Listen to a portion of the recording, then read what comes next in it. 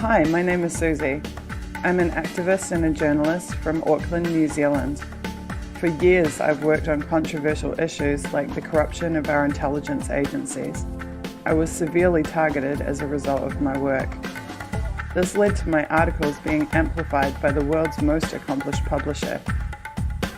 In 2016, I made a documentary about how and why I was forced to leave my country. I have now sought refuge in Russia, and my situation has become public.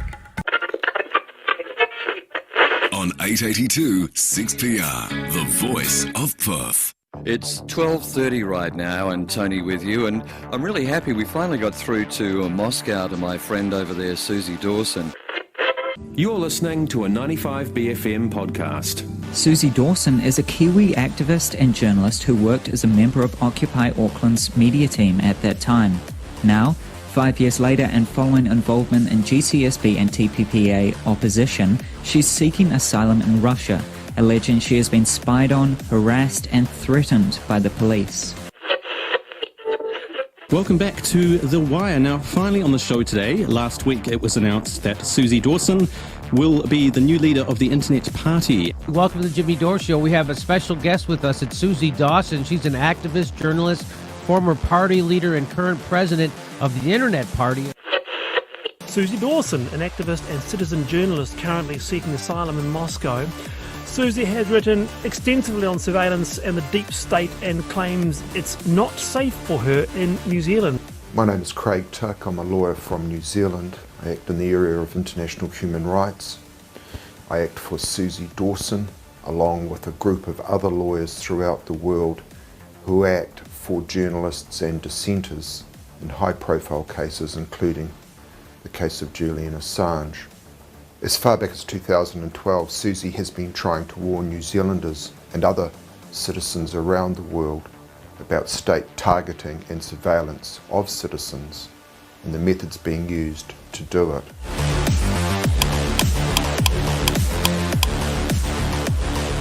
Surveillance in New Zealand is now so widespread, it's not an issue of police going and getting a warrant and doing an investigation and then it all coming out in court.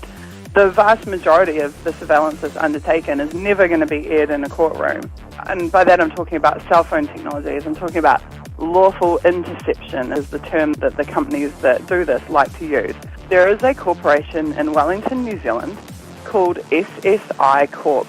And you can Google them and you can look at their website. And on their website, they're so good as to explain at length exactly what they do and how legal it is for them to do it. And essentially, they can intercept virtually any communication. If they have someone at range, they can hear your actual conversations, but also through cell phones, they can essentially turn them into microphones and hear any conversation that's had within vicinity. They can see your text messages, they can see what photos are on your phone, they can see what files are on your phone, they can read your emails, they can just intercept all kinds of information. Any intelligence service in the world that has significant funding and a real technological research team can own that phone the minute it connects to their network. As soon as you turn it on, it can be theirs. They can turn it into a microphone, they can take pictures from it, they can take the data off of it. But it's important to understand that these things are typically done on a targeted basis. Not only was Suzie essentially blowing a whistle on state-level spying, she was naming the precise entities that years later it would be proven had in fact been doing it. And the fact that these are private corporations that are doing it should be really concerning to us. The crowd that they outsourced it to was TCI. Hi, my name is Suzie. I'm an activist and a journalist from Auckland, New Zealand. For years, I've worked on controversial issues like the corruption of our intelligence agencies. I was severely targeted as a result of my work. This led to my articles being amplified by the world's most accomplished publisher. In 2016, I made a documentary about how and why I was forced to leave my country. I have now sought refuge in Russia, and my situation has become public. On 882 6PR, the voice of Perth. It's 12:30 right now, and Tony with you, and I'm really happy we finally got through to Moscow to my friend over there, Suzie Dawson. You're listening to a 95BFM podcast. Suzie Dawson is a Kiwi activist and journalist who worked as a member of Occupy Auckland's media team at that time. Now, 5 years later, and following involvement in GCSB and TPPA opposition, she's seeking asylum in Russia, alleging she has been spied on, harassed and threatened by the police. Welcome back to The Wire. Now, finally on the show today, last week it was announced that Suzie Dawson will be the new leader of the Internet Party. Welcome to the Jimmy Dore Show. We have a special guest with us. It's Suzie Dawson. She's an activist, journalist, former party leader and current president of the Internet Party. Suzie Dawson, an activist and citizen journalist currently seeking asylum in Moscow. Suzie has written extensively on surveillance and the deep state and claims it's not safe for her in New Zealand. My name is Craig Tuck. I'm a lawyer from New Zealand. I act in the area of international human rights. I act for Suzie Dawson, along with a group of other lawyers throughout the world who act for journalists and dissenters in high-profile cases, including the case of Julian Assange. As far back as 2012, Suzie has been trying to warn New Zealanders and other citizens around the world about state targeting and surveillance of citizens and the methods being used to do it.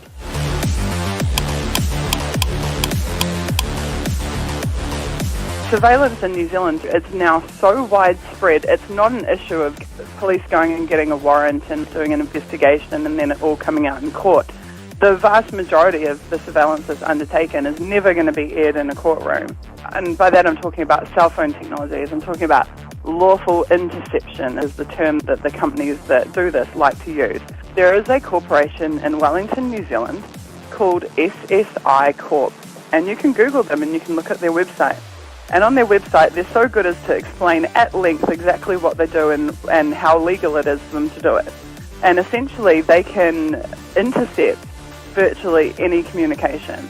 If they have someone at range, they can hear your actual conversations, but also through cell phones, they can essentially turn them into microphones and hear any conversation that's had within vicinity. They can see your text messages, they can see what photos are on your phone, they can see what files are on your phone, they can read your emails, they can just intercept all kinds of information. Any intelligence service in the world that has significant funding and a real technological research team can own that phone the minute it connects to their network. As soon as you turn it on, it can be theirs. They can turn it into a microphone, they can take pictures from it, they can take the data off of it. But it's important to understand that these things are typically done on a targeted basis. Not only was Suzie essentially blowing a whistle on state-level spying, she was naming the precise entities that years later it would be proven had in fact been doing it. And the fact that these are private corporations that are doing it should be really concerning to us. The crowd that they outsourced it to was TCIL, which was, I believe, Thompson and Clark Investigations Limited. The state is contracting a private company to surveil you. To me, that's really immoral. Absolutely immoral. Some 6 years later, in December 2018, an official State Services Commission report confirmed that New Zealand government agencies had been employing Thompson and Clark Investigations Limited to target New Zealand citizens. This is a private company that had essentially been instructed by state agencies and departments to spy on citizens.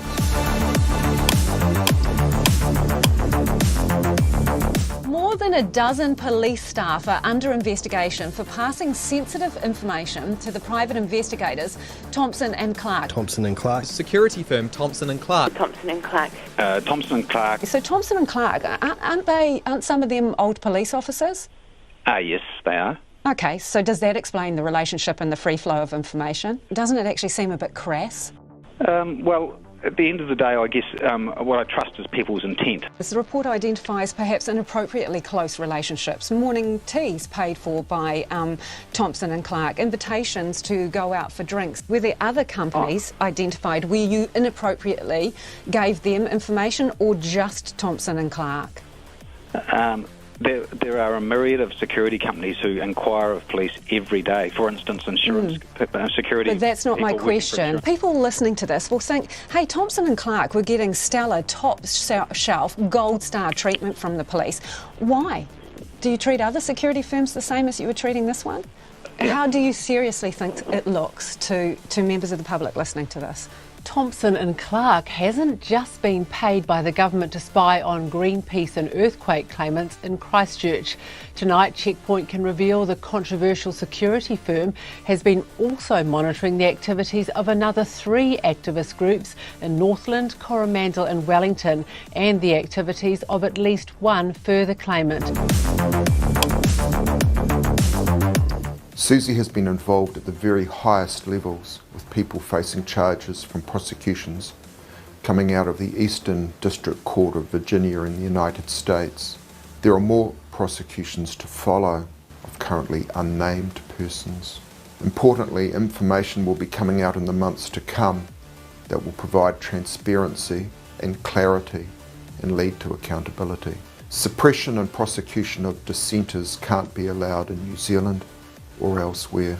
That's why Suzie's team is launching the hashtag 1versus5i campaign, and with your help can achieve some important victories for democracy and for each and every one of us.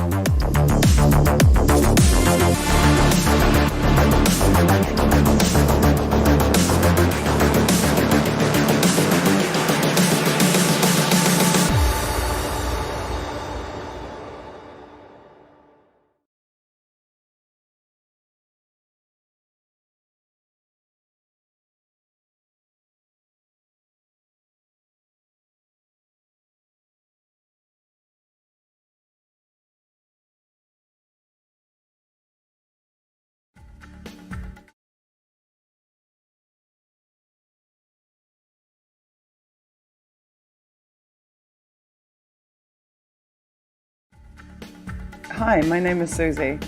I'm an activist and a journalist.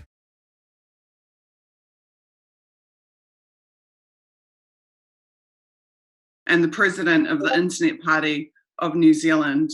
As you can see, I'm broadcasting live tonight from Moscow, where I have been since 2016.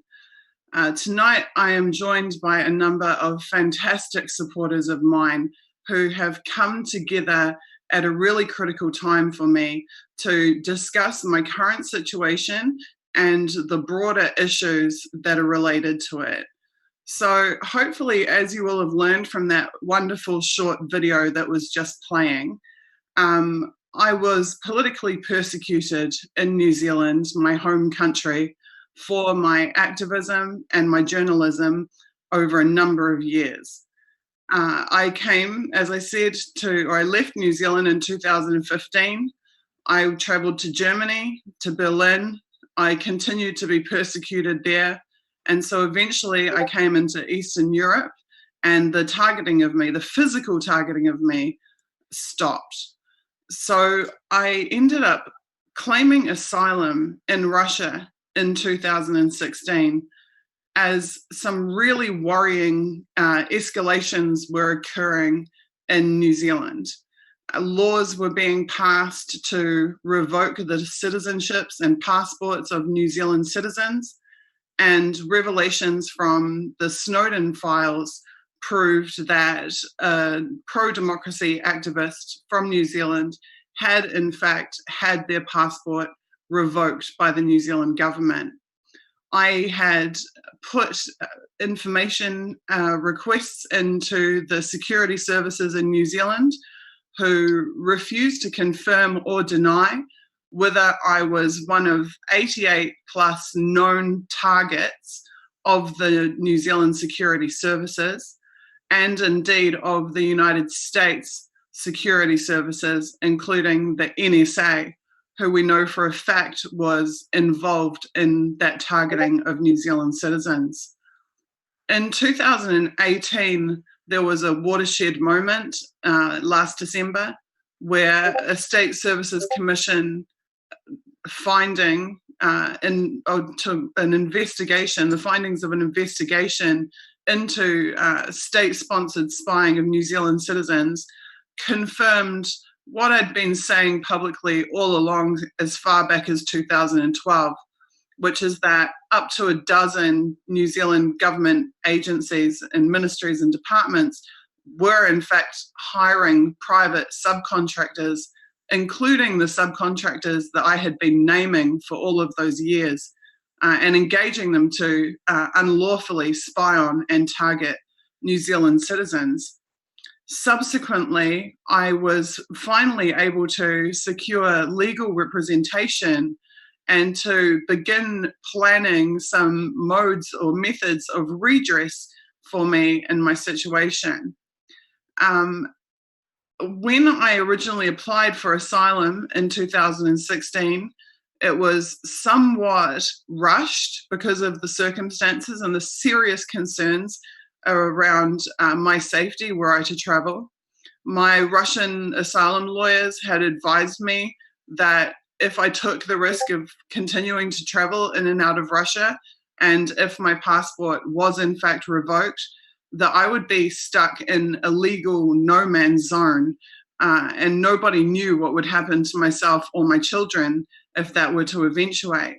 So I compiled hundreds of pages of documents, evidence about all of the work that I'd been doing in activism and journalism for the previous 5 years at that point, and I made my application for asylum. Now, a couple of things went wrong for me in that process. The first thing that went wrong is that before you apply for asylum, you're supposed to apply for refugee status. I duly went with my Russian lawyer to apply for refugee status, and I presented my evidence to the UNHCR, which is the High Commission of Refugees, their agency here in Moscow. Now, their agency here is actually not the UNHCR, but a registered representative of the UNHCR, which is a private Western-backed NGO in Russia. When I went there to apply for refugee status, I was whisked off to the director's office, to the top lady in the organization's office. I showed her all of my evidence, which of course, because of the nature of my work and my situation, had references to WikiLeaks and Julian Assange all the way through it. And she copied all of my information, and then she informed me that she did not like Julian Assange or WikiLeaks because they had published documents, including her name and her communications with the US ambassador in Moscow, in Cablegate, in the Manning leaks. She refused to process my refugee application, and she refused to confirm in writing that she was refusing to process my refugee application. She said only that she would confirm that I had visited the office, but she would not confirm or deny acceptance or refusal of my claim. That meant that when I then that meant two things. First of all, it meant I couldn't appeal her decision because she was effectively refusing to give me one. And then when I went to apply for asylum, I could not tick the vital box at the top of the paper, which says, have you been registered by the UNHCR as a refugee?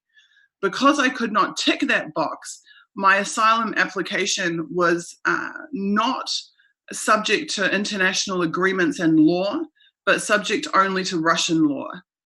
Luckily for me, my application was accepted for processing, and I was issued a temporary 90-day certificate so that I could reside legally in Moscow for that duration.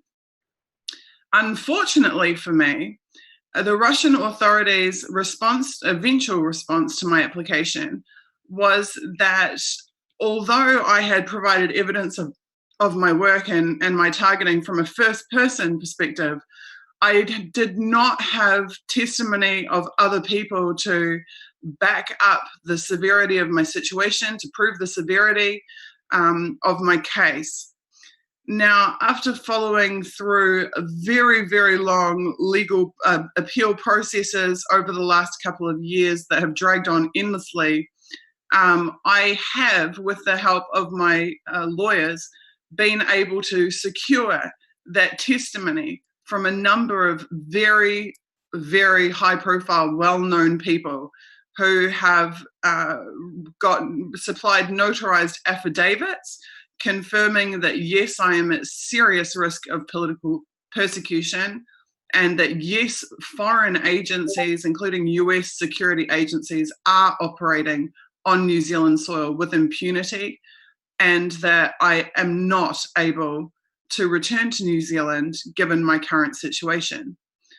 A few weeks ago, I attempted to reapply for asylum on those grounds and on other grounds, but I got stuck in a cursory first layer of bureaucracy when I attempted to reapply.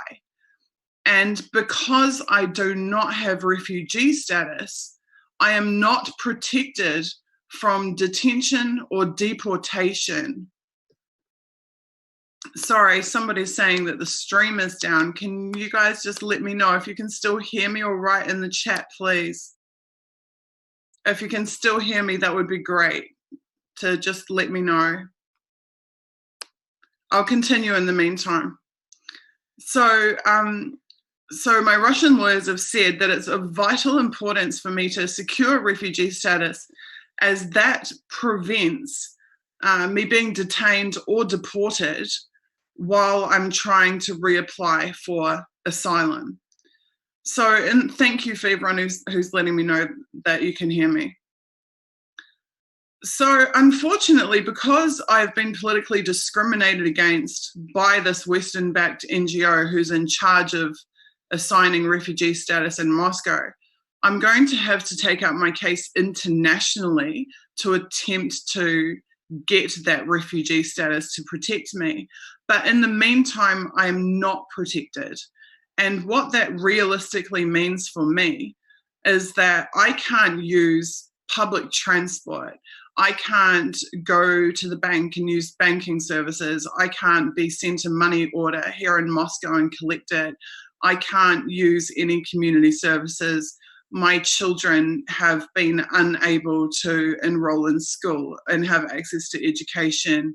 I can't receive mail at the post office. I can't send mail at the post office.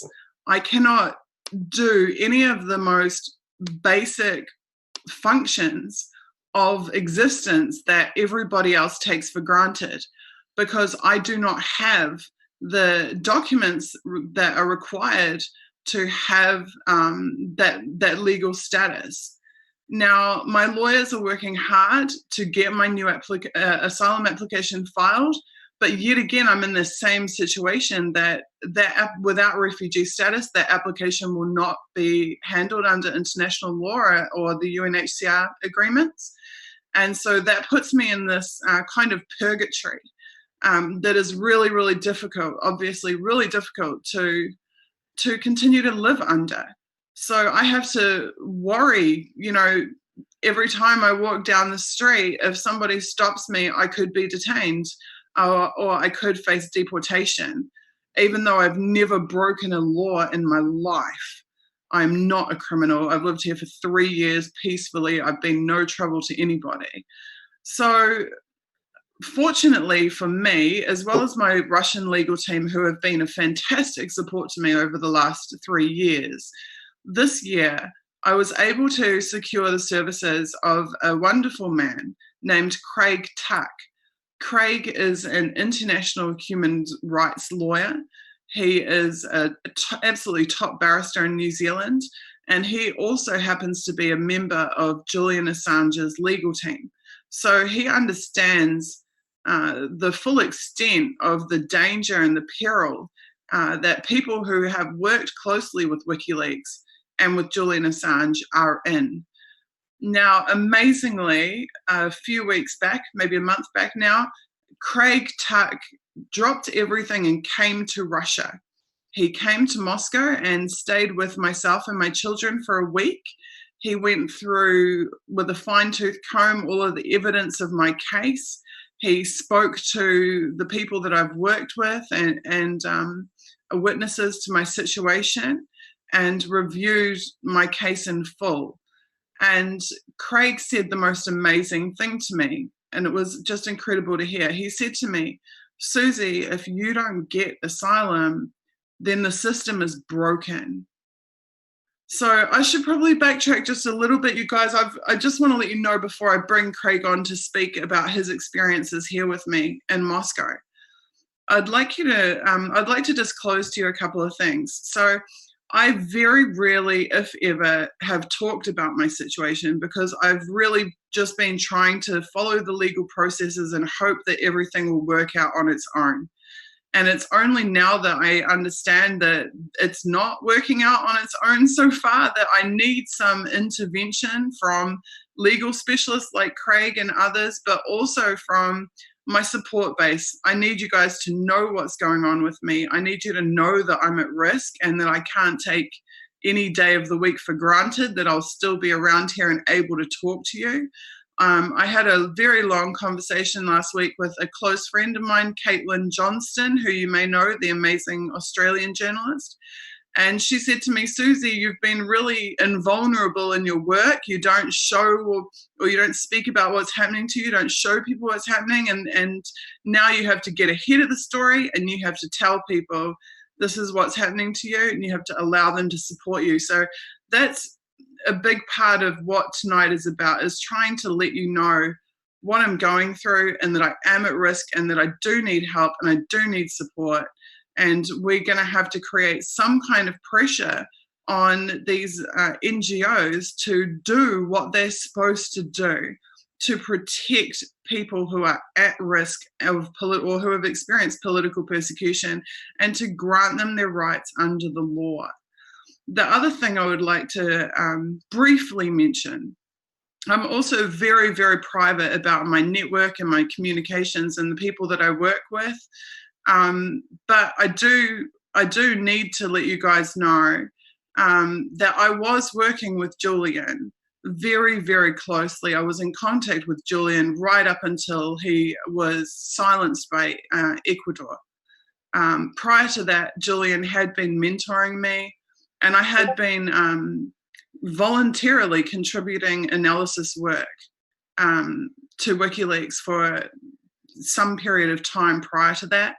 It's known already on the public record that WikiLeaks did promote my work, did circulate my work as far back as 2014 and every year since then. But it is important to you guys to understand that I very much am a member of that network that is subjected to targeting just by proximity to Julian, as well as being a target for my work in New Zealand. Obviously, in New Zealand, I took on the state spy agencies, I took on the FBI, I took on the Prime Minister of New Zealand, and I worked against on the campaign against the TPP and a number of other contentious campaigns. So it's not all about Julian and WikiLeaks, but that's definitely an aggravating and recent factor in my situation and the severity of it. So I'm not going to say any more than that, because I want to protect Julian's privacy. It's actually nobody's business, but at the same time, I do need to let you know when there is a material and manifest impact on my own safety and on my life and those of my children. So that's why I wanted to be really upfront with you guys and to tell you that. Okay, so now I'm going to pass over to somebody who knows a lot more about international law than I do, and that is Craig Tuck. Craig, can you hear me? Yes, hi, Suzie. Thank you so much for being here, Craig, and thank you so much for everything that you've done for myself and the kids, not to mention the other people who you represent. Craig, could you maybe just start by telling us the story of how you came across me and how you travelled to Russia and your experiences since then? Right. It may be useful just for listeners to have an understanding of who I am and where I come from, so that provides some context. So as head of Law Aid International, we have a network of lawyers all around the world doing all sorts of different cases. A number of the cases are confidential, are private, you're not going to hear anything about them, but others where we've been acting for journalists, we've acted against the Catholic Church, a number of governments, and taking action against Justice Department, police, so on and so forth. So the area of law essentially that we work in is transnational criminal law and international human rights. For those that don't know, transnational criminal law is very much a developing area of law, different to international law and different to domestic law. It involves the engagement of multiple security services and multiple jurisdictions. And of course, this is a case where you sit squarely in the middle of that transnational criminal law conundrum, essentially. So there's a lot of complexity, not just in terms of how you're dealing with the jurisdictions and the security services and the disclosure requests, but you've got strategies that you're having to engage not just lawyers, but other specialists that can assist. And I'm referring to private investigators with specific skill sets and media people that can enunciate a message and control the message. And it really sits, transnational criminal law sits very much within what we would call strategic litigation. So strategic litigation really is a term that covers legal action that is important in terms of the civil society aspect, but it's got outcomes bigger than just a specific legal remedy. So just as an example of that, for instance, if we take a case like yours, Suzie, if we have you sitting in the middle of a raft of different problems and mischiefs, if you like, that the security agencies are involved in, the New Zealand police, for instance, are involved in, plus international spy and security services. The legal strategy fits within the overall strategic direction of the litigation. So that might involve civil claims and specialist civil lawyers looking at what's going on. And for instance, we've got private agencies contracted to UN groups in this case, but we've actually got private spy agencies contracted to government departments that are carrying on all sorts of bizarre surveillance. This is accepted. It's not in dispute. It's public record against New Zealand citizens and others. So we've got the legal strategy aspect, which has the civil, the criminal, the transnational criminal allegations, because there's a big unknown space in the US with lots of unknowns in terms of who's on indictments, who's being charged coming out of Virginia, who's yet to find out if their shoulder's going to be tapped and they're going to be engaged and whisked away. And part of the engagement of that legal narrative means that a group of lawyers specifically that can think on a bigger picture, not just on the specific action that's being taken in domestic court. You've got to look across jurisdictions and you've got to see the relationships between the security service and the police, how they're operating and how that essentially forms the factual matrix of which we can then launch a case. So the facts or the evidence, of course, is the platform by which we can start to look at the legal remedies and the processes that we engage. As part of the strategic litigation direction, we've got specialists who help the lawyers provide the evidential platform or the foundations for the case. But more importantly, and in my view completely overlooked in a number of big cases, is the engagement of the NGOs, the non-government agencies, and stakeholders, and actual just citizens that need to realise cases such as yours, Suzie, and of course Julian, and many, many others, has direct consequences to them, not just, now, but in the future and for their children, because this is really how a government's operating, contracting, and doing business behind closed doors. And, this is the sort of case that manifests those things. It's really, really difficult to get a handle on that as a lawyer, in terms of the disclosure requests and the redacted information and the just sheer grinding pushback when you're trying to get to the bottom of an issue or a problem. And that in itself is just a massive undertaking just to get what is the correct factual matrix that we're dealing with. So the NGOs, in my view, and it's a really important concept that I'm trying to mobilise, is to say, hey, you guys are affected. It might not be affected in a way that you're funded for, but these sorts of issues in a case such as yours, Suzie, and many others, affect the way that you operate.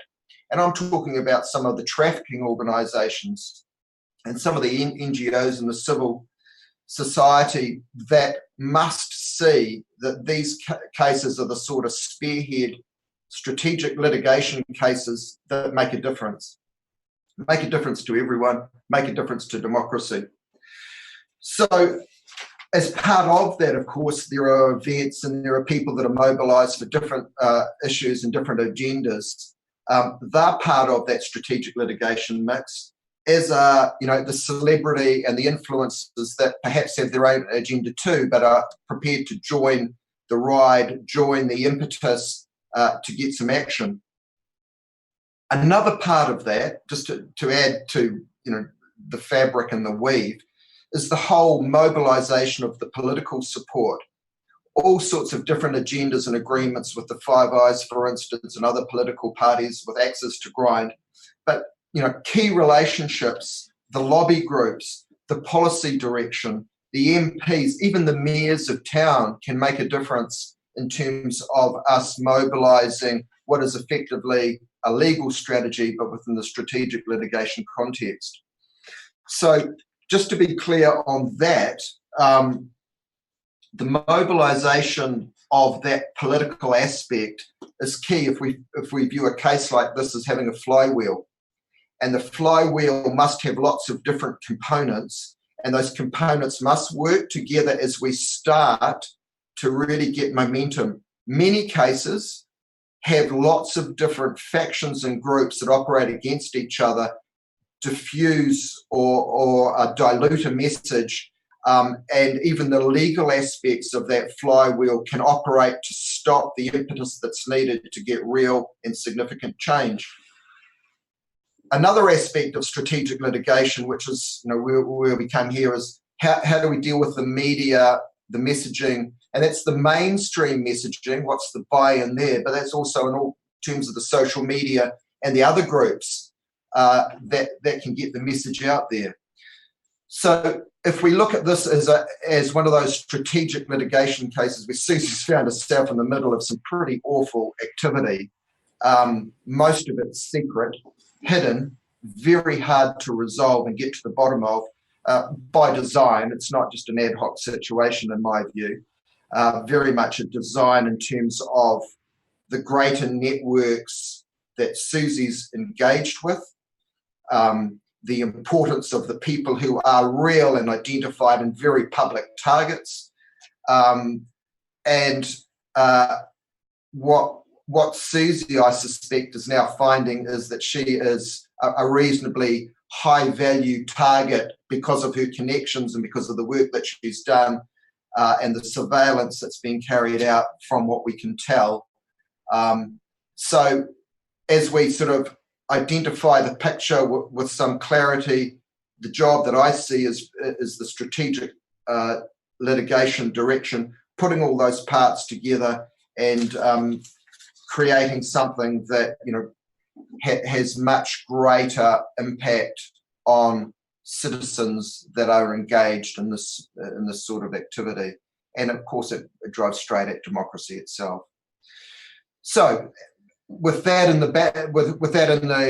background, I think it was important that I travelled to Russia and to Moscow and to really sit down and spend some days going through the material, meeting with Russian lawyers, looking at the process that's been involved over there, seeing what, in my view, were the weaknesses or the gaps that needed to be filled. But also, if you like, as we build the legal architecture of something like this and we start to put flesh on that, we need to be very clear about what resource we've got, what pressure points that we can best press down on to get the results that we need.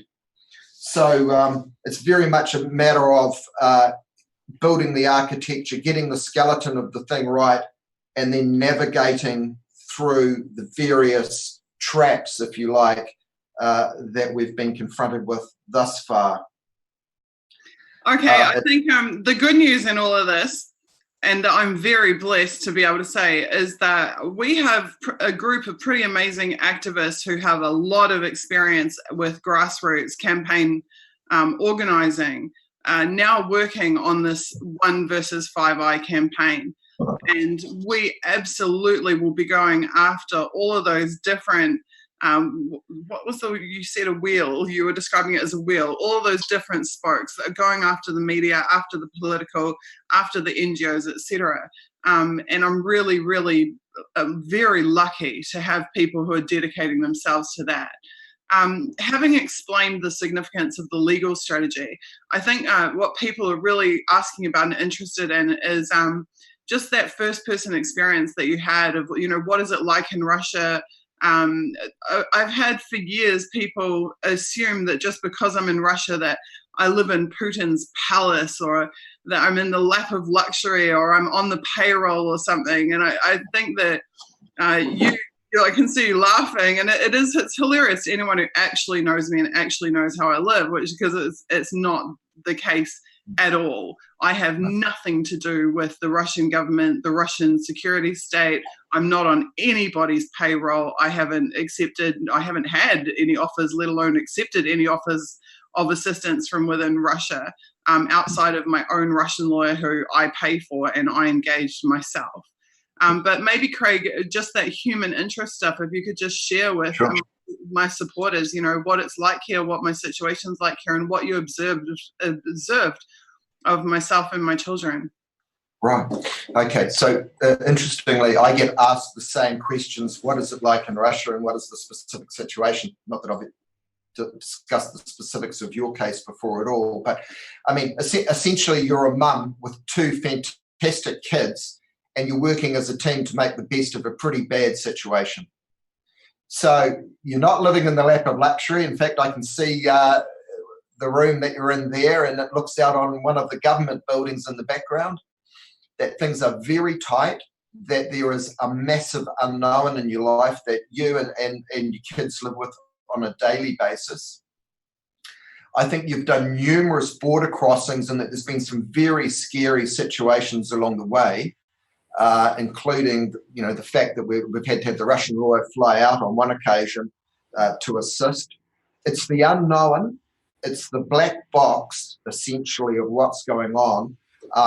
That my impression, and this is only my impression, that the Russian people are a very dignified people that value all sorts of things and value dissenters.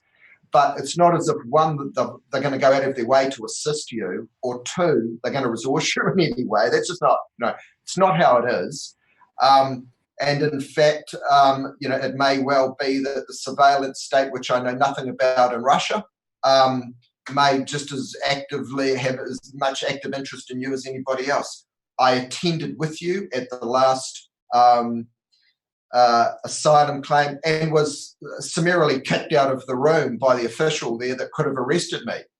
I'm used to getting kicked out of police stations around the world, but I think that was the first time we've been kicked out of an immigration place when you're there to try and help somebody. So it's not as if you're getting the red carpet. It's not as if you're getting an easy ride at all.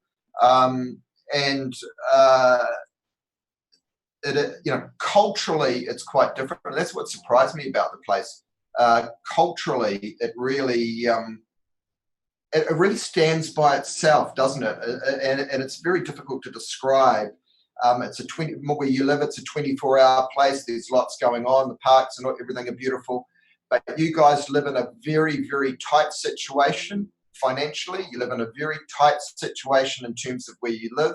And of course, you've got a summer at the moment, but eight months of the year, it's freezing cold. The kids can't go to school. There's concerns around public transport and this rollover of the 90-day process. And indeed, the advice that you've received is you could be arrested at any time by Russian officials. You need to be, prepared for that, aware of it, and that, your future at the moment is in the hands of others, and that's why you need as much support as possible. So again, that's something I haven't mentioned in a strategic litigation case, but there's all the personal aspects and the reality of being a defendant, client, applicant in those situations. There's great unknowns because you're dealing with a different jurisdiction. It's outside of what you're used to process-wise. And so the best job we can do is put the content or the substance of the case together and then present that to the officials and to the decision makers.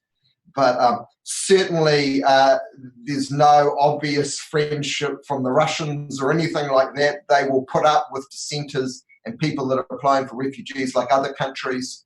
And it is concerning. It is very concerning to me that you've got such open hostility from somebody because they hate Julian and hate WikiLeaks, are openly prepared to say and be on record that because of their hate for Julian and for WikiLeaks, and because you're involved in that, no hesitation in manipulating you into a position that would be very unsatisfactory, dangerous, and your kids live with an unknown every day as well.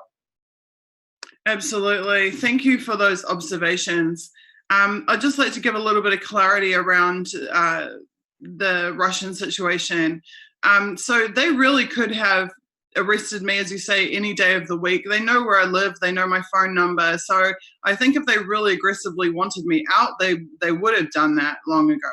I think they know that I am legitimately at risk of persecution. I think they know that I am legitimately a target.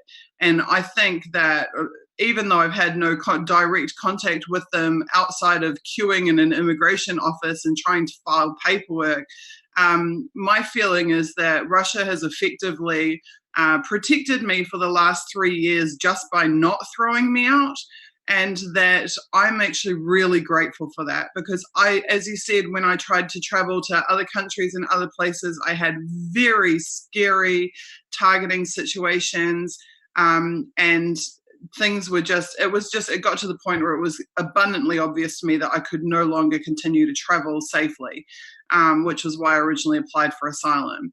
So I'm really grateful to Russia. I don't see Russia as being the adversary here at all. The blame for my situation belongs with those who targeted me, which is the Western intelligence agencies and so-called security services, insecurity services, I would say. And with the Western-backed NGOs who have politically discriminated against me they have effectively prevented me from obtaining my legal rights to refugee status and then subsequently to asylum, because, as you say, they are prejudiced against people that I'm associated and affiliated with. And that's not okay. And that's what we have to fight against here. We have to fight against that political discrimination. And we have to ultimately obtain refugee status. Now, it came out last week that I am not alone. Actually, 38 New Zealanders in 2018 were successfully granted refugee status by the UNHCR. 18 New Zealanders around the world applied for asylum. So that creates a precedent, a really significant precedent, because for as long as I've been trying to seek help, I've been told that because I'm a New Zealander, I can't possibly be a refugee. I can't possibly be an asylum seeker. But now we see there's this dramatic trend, and actually somewhere I'll share it on social media. I found the graph of the number of registered refugees and asylum seekers from New Zealand, and it's stratospheric. It starts at like practically nothing in 2008, and it's become stratospheric by 2018. So it's obvious that I'm not the only one who's going through this around the world, and that it does need to be taken seriously. I just also want to point out about my non-relationship with the Russian government. When I first applied for asylum, my Russian lawyer said to me, Suzie, would you like to approach the Russian security services? And I said, no, thank you. No, I would not like to. And I said that, and I explained to him for two reasons. First of all, I'm not like some military whistleblower. Like, I know nothing about the military. I've never worked in any government agency, never worked for any military or security service. I have no like special insider knowledge of anything whatsoever. Like, it's not like some like defecting situation where it could be of value. Like, I know nothing about the workings of military or of governments. And secondly, I am a journalist. And I, as a journalist, my independence is everything to me, absolutely everything. And there's no way that I will compromise that independence for anybody or for anything. And so I said from the outset, no, I don't want to approach security services. No, I'm not interested in trying to enter in any dialogue. I will just go and, to the immigration office and just file my papers like everybody else, because that's really important to me. It's hard to explain.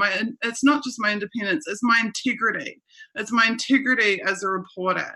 And, I put my life on the line for New Zealand. This is the other thing, is someone who loves me very much and who I love very much said to me a long time ago, they said, Suzie, you're a Kiwi patriot. And I am a Kiwi patriot. That's why I fight for these causes for my country. Because I'm trying to preserve my country. So there's absolutely no, as sickened as I am by the corruption in my country, I wouldn't betray my country either, ever. So that is probably a contributing factor in that kind of like purgatory that I'm in here, because I've drawn that line in the sand that no, I'm not interested in cooperating with anyone.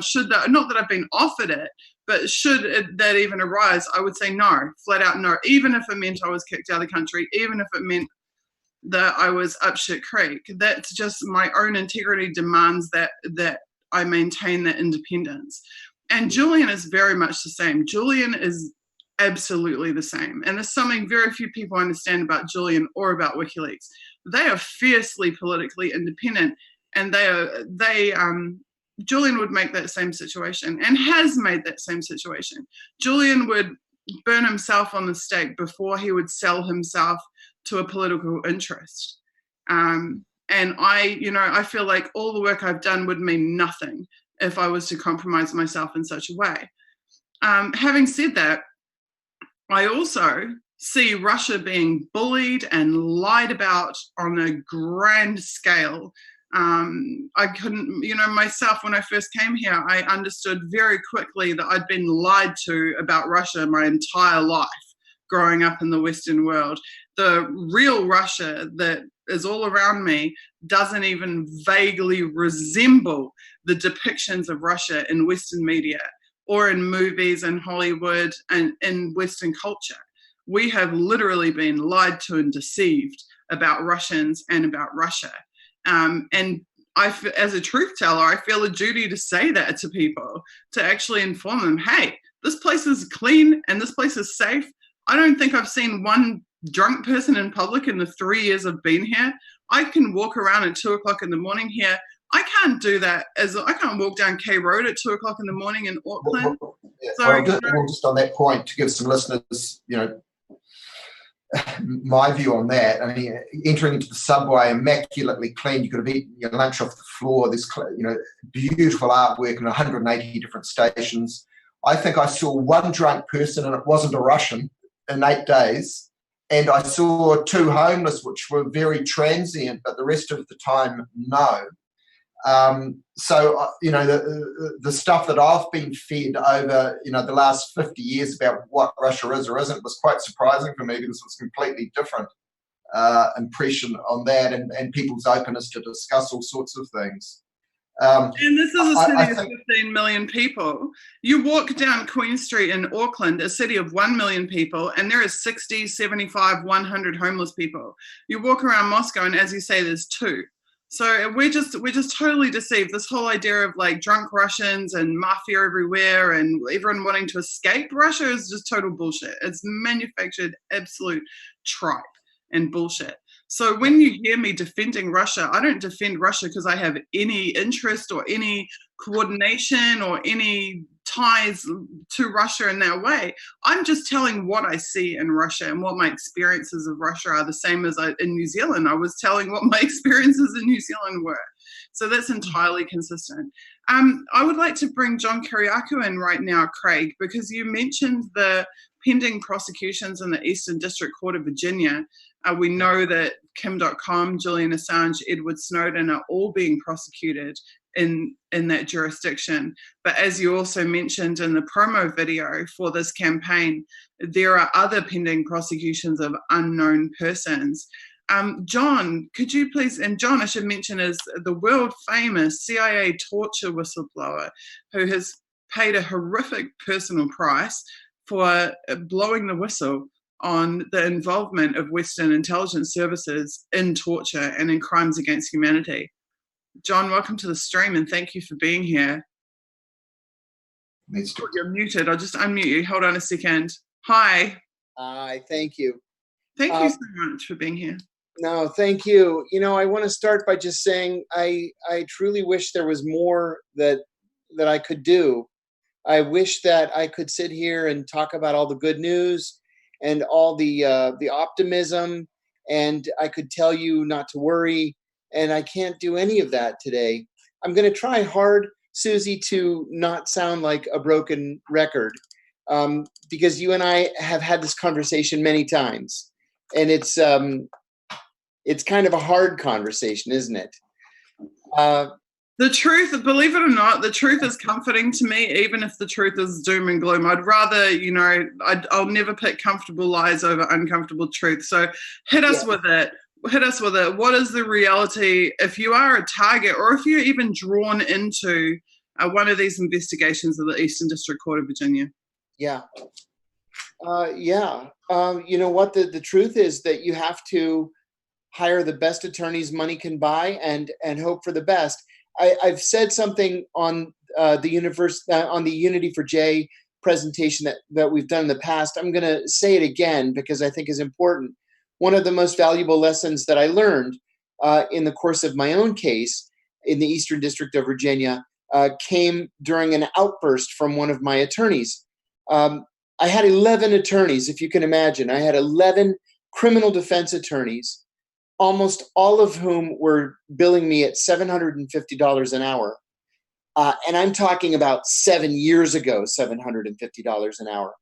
And I kept turning down the government's offers of a plea deal. Finally, the government came back and said, best and final offer, 2.5 years in prison. You'll be out in 2. Take it or leave it. We're going to go to trial otherwise. And I said, I'm leaving it. I didn't do anything wrong. Once I get in front of a jury, and this is how stupid I was, once I get in front of a jury, they're going to see how ridiculous this whole thing is, and I'm going to win. And my attorneys were outraged. I conveyed this in an email at 6 o'clock in the morning after being up all night with my then wife trying to figure out what to do. And we decided we're just going to fight it because we hadn't done anything wrong. And so at 7 a.m., 3 of the 4 lead attorneys drove over to my house, and I put on a pot of coffee. And one of them, who's a legendary figure in American law, not just in Washington, going back to the 1950s, said to me, and his exact words were, "You stupid son of a bitch, take the deal." And that was all he said. And then the attorney who I liked and respected the most, and who had been described to me by Jesslyn Radak as possibly the meanest man in Washington. So I was thankful that he was on my side, pulled me aside, and he said, listen, you know what your problem is? Your problem is that you think this is about justice, and it's not about justice. It's about mitigating damage. Take the deal. And that's when I realized that in the Eastern District of Virginia, and probably, frankly, in most federal districts across America, it's not about justice. It is about mitigating damage. Now, with that said, if you know that going in, that can help shape your strategy. Let's look at your case. You have done literally nothing wrong. You have played by the rules. You've been vindicated, not just in the court of public opinion, but in the New Zealand press. You've been vindicated. Your problem is that people don't like your politics. And people don't like Julian's politics, and they're determined to take that out on you. But your strength is that you know that. Your strength is that you really do have the law on your side. And maybe this actually can be about justice. I think that the key here, Suzie, is to get it all into the light. Because the reason the US government chooses the Eastern District of Virginia is because the Eastern District is home to the CIA, it's home to the Pentagon, it's home to probably 80+% of all intelligence community contractors, and they don't want anything in the light in the Eastern District of Virginia. It's no accident that the chief judge in EDVA is the former chief judge of the FISA court. It's also no accident that Judge Leonie Brinkema, who reserves almost every national security case for herself, is a former prosecutor in the Justice Department's National Security Division. So the key is to get all of it into the light. The key is to try to influence a jury pool. The key is to try to influence those reporters who cover national security issues, or in this case, issues of transparency and freedom of the press. Call me a fool, but I think it can be won. Well, I definitely agree with your analysis that they don't like my politics and that they don't like Julian's. There's no doubt about that. But John, if I am a named person in one or probably more than one grand jury, being my association with Kim.com and or other cases before the grand jury, what does that mean for me? I mean, it took us how many years to get confirmation that Julian was even being prosecuted there or in the grand jury? What does it mean for me if my name is on those investigations? It means you are going to be in a state of limbo for a little while. And it's limbo because the entire process is so secret. You know, I remember just being shocked, flabbergasted, that I had no idea that a grand jury was meeting to investigate me and to indict me, and that they were interviewing everybody around me, and nobody said a single word. I get the idea that grand jury testimony is secret. I get it. But I can't believe that nothing leaked out, that not one intrepid reporter called me to ask for a comment. I had no idea. And so, because they're actually good at keeping a secret, you're going to be in this state of limbo. Now, I tend to err on the side of optimism, which, believe me, has caused me no end of trouble, most recently this morning, but that's a whole different story. So with that said, I'm still going to allow myself to be a little bit optimistic. I have to think that they are so licking their chops to get to Julian that they're not really focused on you enough that it would require some sort of federal law enforcement action. I think that you would have gotten some sort of word back in that the FBI would want to interview you, people close to you might have been subpoenaed, something. You would have heard something, and you haven't so far. I think that they're so focused on Julian that may offer at least a temporary respite. Now, once Julian's here, and I pray to God that he doesn't end up here, but if he gets here, it's possible, Suzie, that they may see you as the next Chelsea Manning, as someone who hasn't done anything wrong, but they certainly have a little bit of leverage over. And maybe if we press Suzie Dawson hard enough, maybe she'll flip and maybe she'll testify against Julian. Well, of course, you won't testify against Julian. But I think it's possible that they might want to put the hurt on you until you make that decision. So just to clarify something there, in my contact with Julian and with WikiLeaks, I never had anything to do whatsoever with any of their sources. Yes. Or how they received information or them receiving information. You're exactly right. You're exactly right. And it's the same. This is the same argument that Chelsea Manning has made. Chelsea said, look, if you want my testimony, you already have my testimony from my own trial. All you have to do is take the transcript and give it to the grand jury. I don't have to repeat everything I said in 2012. And they said, nah, not good enough. We want you to say something slightly different this time around so we can get you on a obstruction charge or a false statements charge or perjury charge. But with you, it's different. We all know that you're not one of the inside baseball masterminds of WikiLeaks plotting the release of classified. Well, we know that, but I don't think they care. I think they want to hurt you. Look, Craig said something really interesting. He said, I sit in the nexus between multiple investigations and I'm caught in that web between them. Now, all of my activities or contributions with regards to my contact with Julian or WikiLeaks were purely journalistic activity, just analysing documents that were in the public arena and passing on newsworthy information. That was it. Yes. And of course supporting and organising in an activism capacity. And if I could interrupt you for 1 second, that is exactly the tack that we need to take. That is exactly why the Washington Post needs to line up behind you, and the New York Times needs to line up behind you. And we need editorial writers on both the right and the left, those who care about transparency and constitutional freedoms of press and speech, to line up behind you, because you're a journalist and you are acting as a journalist, and it really is as simple as that. Correct. Absolutely correct.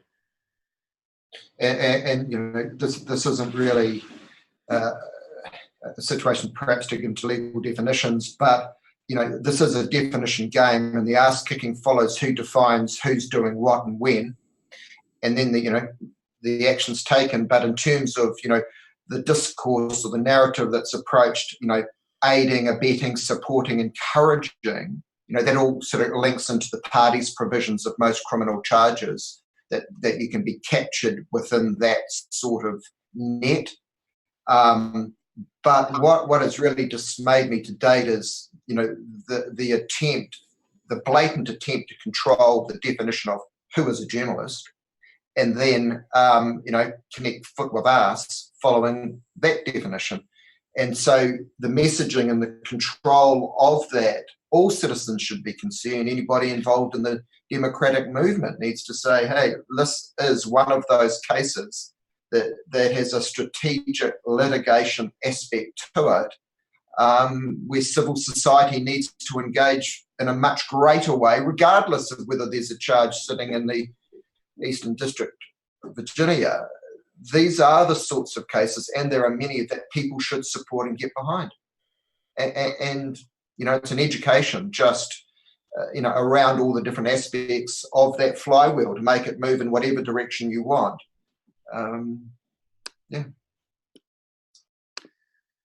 Oh, God. Ray McGovern, my wonderful friend, who shares the same birthday as me this weekend. Ray, welcome to the stream, and thank you so much for being here. Now, you have very interesting professional experience.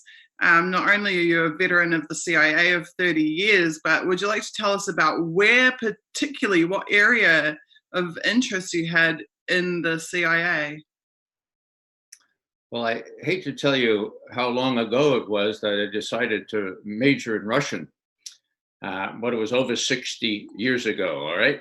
I've been following this pretty closely, and I was really struck, as few can be struck unless they're my age, by the height of irony here. And it's, it's not optimism, it's reality. You're in a safe place. You are in a safe place, Suzie. And so is Ed Snowden. And it's one of the few places in the world where the United States government cannot work its will. I mean, hello, they can.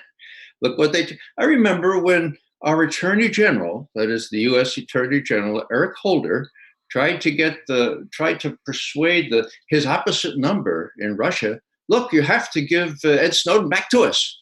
And he wrote down in an official memo, look, we promise we won't subject him to capital punishment. I know that some people are a little queasy about that. So we won't kill him, and we won't even torture him. Holder, Attorney General for the United States, in an official memorandum to the head of the Justice Department, so to speak, in Russia, saying, no, we won't kill him, and we won't even torture him. Well, that's how it's gotten. And, when I think about the conditions under which they accepted you, now I go back a ways. In the old days, if you came into Russia, you would not have to seek out the security services. They would seek you out. And they would say, well, we can make it a lot easier for you here if you cooperate, right? You cooperate. And if you said no, they would say, oh, how old are your children now? And you want to stay here? You have to cooperate. They would play hardball with you. So it's an amazing story that not only you didn't want to do this, but nobody bothered you. Nobody tried to get you to cooperate, so to speak. One other vignette here. I served in Moscow in the 70s. Brezhnev, Shlyepin, the KGB was all over the place. I was heavily surveilled. I know what that feels like.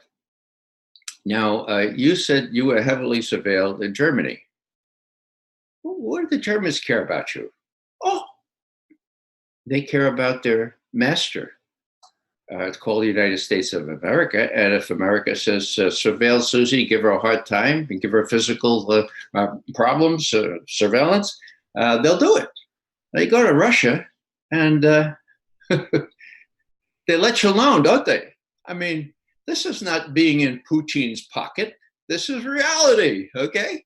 And the last thing I'll just say is that when Sam Adams Associates, in the person of 4 of us, went to give Ed Snowden the same award that we gave Julian Assange and Chelsea Manning and others in Moscow in October of 2013. Well, when you stay in a Russian hotel, there's always what they call dежурная, okay? It's always, in those days, it was a woman. She sat on a chair at the end of the hall and she kept track of where you're going, okay? And I was always aware that she would know exactly where it's going back in the 70s. Now I'm concerned about who she's going to tell. And who she's going to tell? Well, I'm sure that the U.S. Embassy has some line into her to find out where I'm going if I'm going to see Ed Snowden, give him an award. So it's topsy-turvy here. My concern was that the United States people who are seeking out Ed Snowden would be co-opting or recruiting the dежурная in contrast to what used to happen. Now, Suzie, I just want to say a couple things more relevant here. I admire very much what you're doing and have done under considerable duress. Again, I think we have to give credit where it's due. You were allowed to live in peace and to do these things, even though I suppose the Russians would just as much prefer you go away. They haven't sent you away. That's big, okay? Now, Christine Assange, Julian's mother, wrote a wonderful letter for you. I don't know if many of the people watching tonight know about it, but I copied down a little phrase here. It says, Suzie is a courageous person of scrupulous integrity and honesty. Well, yeah, that's who you are. And that's why you're You have a knack for making me want to cry, honestly, Ray. Well, Christine says that. Christine believes what she says. Now, the other thing, of course, is that the so-called Official State Services Commission of New Zealand has confirmed what you've been charging all along, and that is that the government has been engaging spies to target members of political parties like you all along. I mean, hello, that's an official statement from the New Zealand government, and it's been published. Nobody knows this, but heck, that speaks volumes in terms of your asylum appeal. And I suggest that, that should be kept front and center. A lot of people are pretty naive with respect to surveillance, and I suspect that's the case in New Zealand. When Ed Snowden, actually it was earlier than that, when it became known that under Bush and Cheney, all our emails and all our telephone calls were being monitored, stored, retrieved when necessary, a lot of my friends said, I don't care. My life's an open book. I have nothing to hide, right? I have nothing to hide. That's what you heard. Well, we had a chance to interview an old Stasi colonel, okay? Stasi being the East German security service. His name was Wolfgang Schmidt. I think that was his real name, actually. It was Wolfgang, what do you say to these people that say, I have nothing to hide? And Wolfgang, he says, these people are incredibly naive. You don't get to decide what is used against you. The only reason they collect this is to use it against you. So the only way to prevent it from being used against you is to prevent it from being collected in the first place. Hello? How clear is that? And against that, you have the ethos, if you can call it, of the Five Eyes. Now, my general notion with respect to your situation is that you are you're very prudent in making this alive and making it known. You have a lot going for you in the fact that not only are the Russians not going to throw you out, in my view, but if the Attorney General asks them to throw you out, that's another reason why they won't throw you out, okay? But, you have the press in our country and in the West in general. And as I often say, in my 50 plus years of professional life, mostly in Washington and abroad, there's one, you see a lot of change, right? But there's one change that dwarfs all the other changes in significance, and that is that we no longer have a free media. That's big.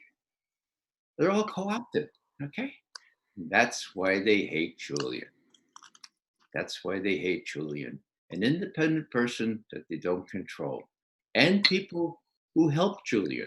One of the things that Julian Assange says is, as much as I care about my son, I care about the people who are persecuted just by virtue of being connected in some way with my son Julian, which of course is you. And so I don't think we can really depend on the press very much, but what we can do is kind of put out what's going on, and for people who read the alternative media, you have a case that can be made known pending the time when things get even more difficult for you than they are now. They're going to get more difficult in a strategic sense.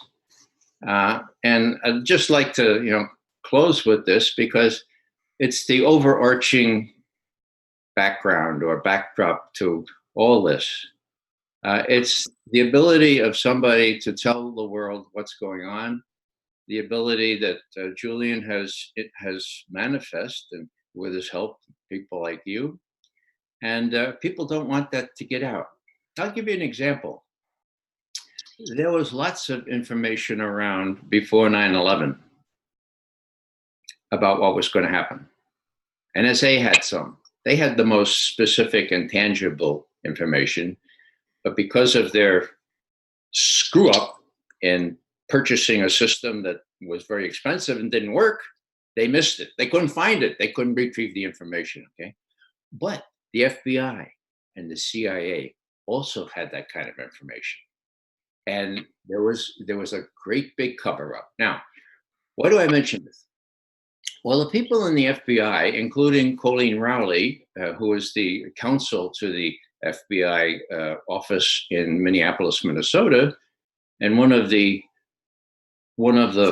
potential flyers of one of these jumbo jets, Musawi, was training with cash to fly one. He didn't care very much whether he learned how to take off or, curiously enough, how to land the thing. He learned, I'll fly it, okay?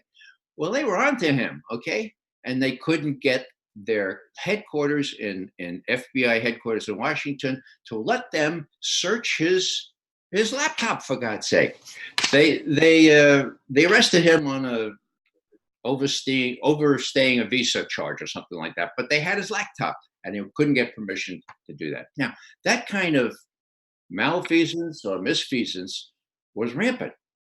And so I asked Colleen, I said, Colleen, your colleagues here who were pulling their hair out, your supervisor who said, look, you want a plane to run into the World Trade Center? Is that what you want? Before it happened. It's on the record. Look it up, okay? These people. Now, Colleen, if WikiLeaks were available in those days, ask your friends and ask yourself, would you have gone to WikiLeaks if you saw this coming?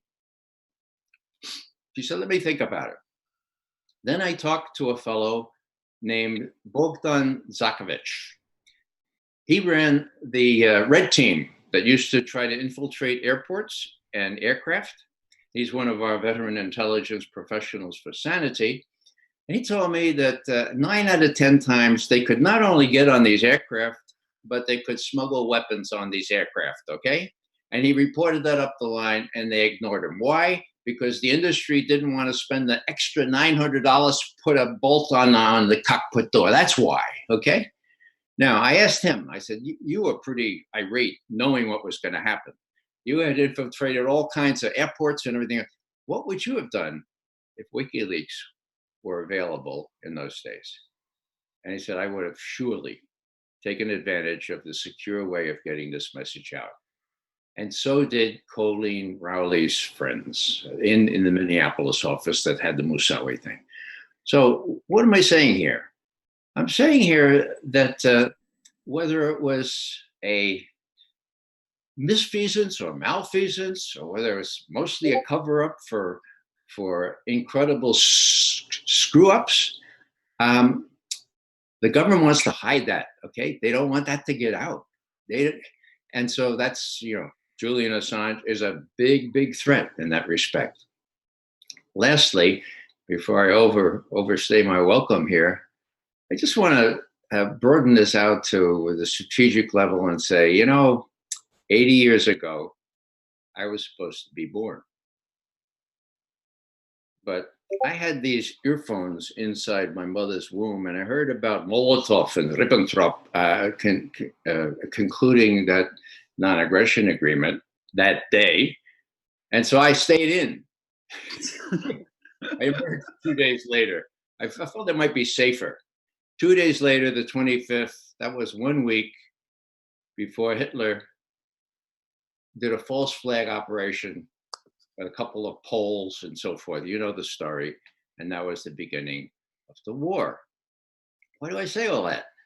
Well, I say all that because we are as close to war with Russia as we've ever been.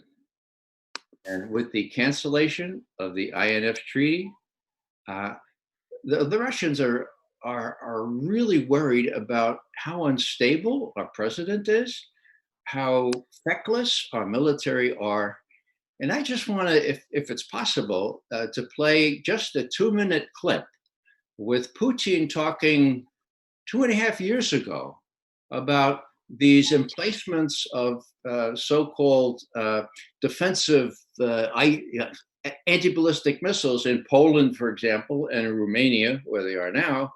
And what he's saying here is, well, let me let him speak for himself if that clip is available. Would that be possible? Sure, I think our tech guys can tee that up now. Okay. I'm just gonna, while they do get that organised, as you're talking about the media and the failures of the Western mainstream media, I just typed in newzealandherald.co.nz in my browser and just had a look at the front page of New Zealand's biggest news website today.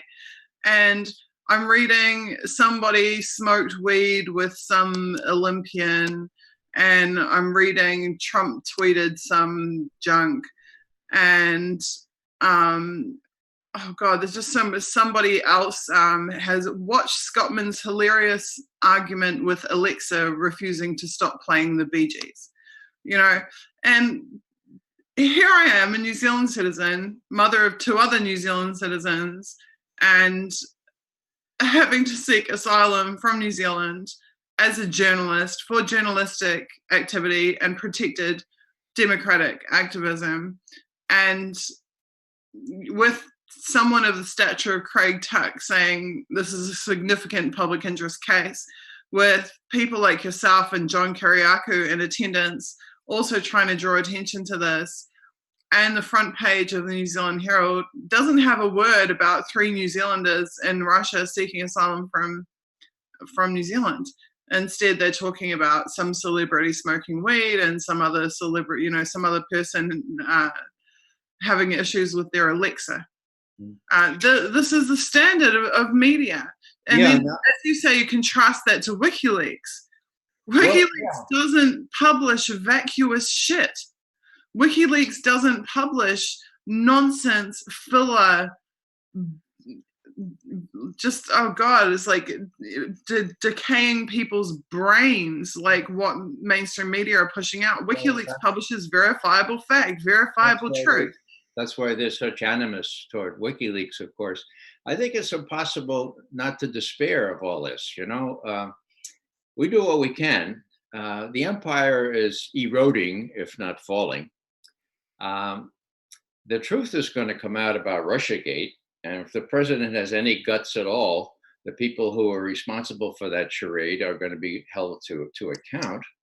And I think we have to bear in mind one of my favorite publicists, I.F. Stone. And what he said was this. He said, you have to go in with this kind of justice work with your eyes open. You're going to lose. You're going to lose, and then you're going to lose again. But then someday, someone who thinks as you do and presses for justice as you have is going to win. Now, you may not see that day, but it's going to happen, okay? And meanwhile, you have to do this work, and you have to take some joy in the doing of it, and know that you're doing it right, and relish the companions in the struggle, which I see on the screen here, which should give us not only optimism, but a kind of faith that we're doing the right thing. And my goodness, we can look in the mirror, and I look in the mirror, I think of Julian, but we can look in the mirror in the morning and say, well, okay, you're all right. You're trying your best. You might not win. You probably won't win at my age, but you're contributing in a way that someday soon, or maybe not so soon, somebody's going to win who thinks like you do. And meanwhile, we keep putting out the truth and find artful ways, as you did with supporting Julian, to spread the truth around. And more, I do believe more and more people will begin to see the fallacy of listening to MSNBC or Fox News or whatever, and see that there is a truth that can be gained, but you have to know exactly where to look. This is one place to look. Well, if the real Russiagate conspirators are held to account, then CNN and MSNBC won't have many contributors left. Well, yeah. Since most of them are on payroll with cable news. Just something else about Julian. The silencing of Julian hasn't just been the silencing of WikiLeaks publishing. It hasn't just been the silencing of his sharing of his incredibly astute and learned geopolitical analysis. It's also prevented him from advocating for at-risk journalists and whistleblowers, intervening in their cases and protecting them. I know that Julian used to watch Decipher You, which was the series I did, web series analysing Snowden documents live online. I know that the most remarkable thing that Julian found about my work and why he liked my work and shared my work consistently was, he said, you write about intelligence agencies. Your focus is on the intelligence agencies, and he saw that as a rarity, because I guess there aren't that many of us that focus on exposing the work of the intelligence agencies. And so that in and of itself was particularly interesting to him, because obviously so much of his own work has done that. But I really feel the loss of Julian so many ways in his current circumstances. And while I still hold hope, I do hold hope that he'll be bailed. I don't know whether or not he will be bailed, but I hope that he will be bailed. I do hold hope that there is light at the end of the tunnel for him.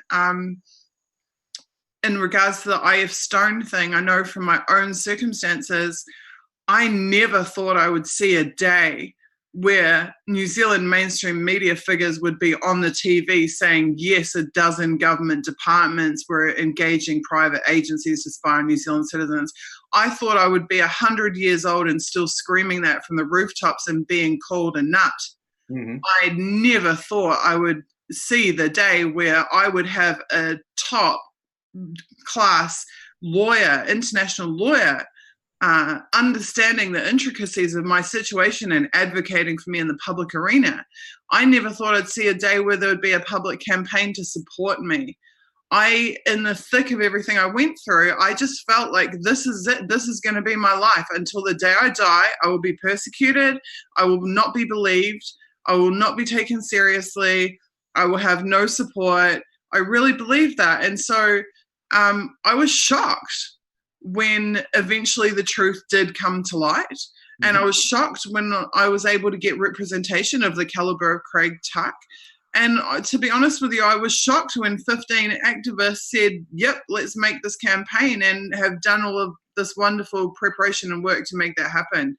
So life has a way of pleasantly surprising us, even when we are in the darkest of places, is really what I'm trying to say there. And I hope very much that that also applies to Julian's situation, and I do actually think that it will.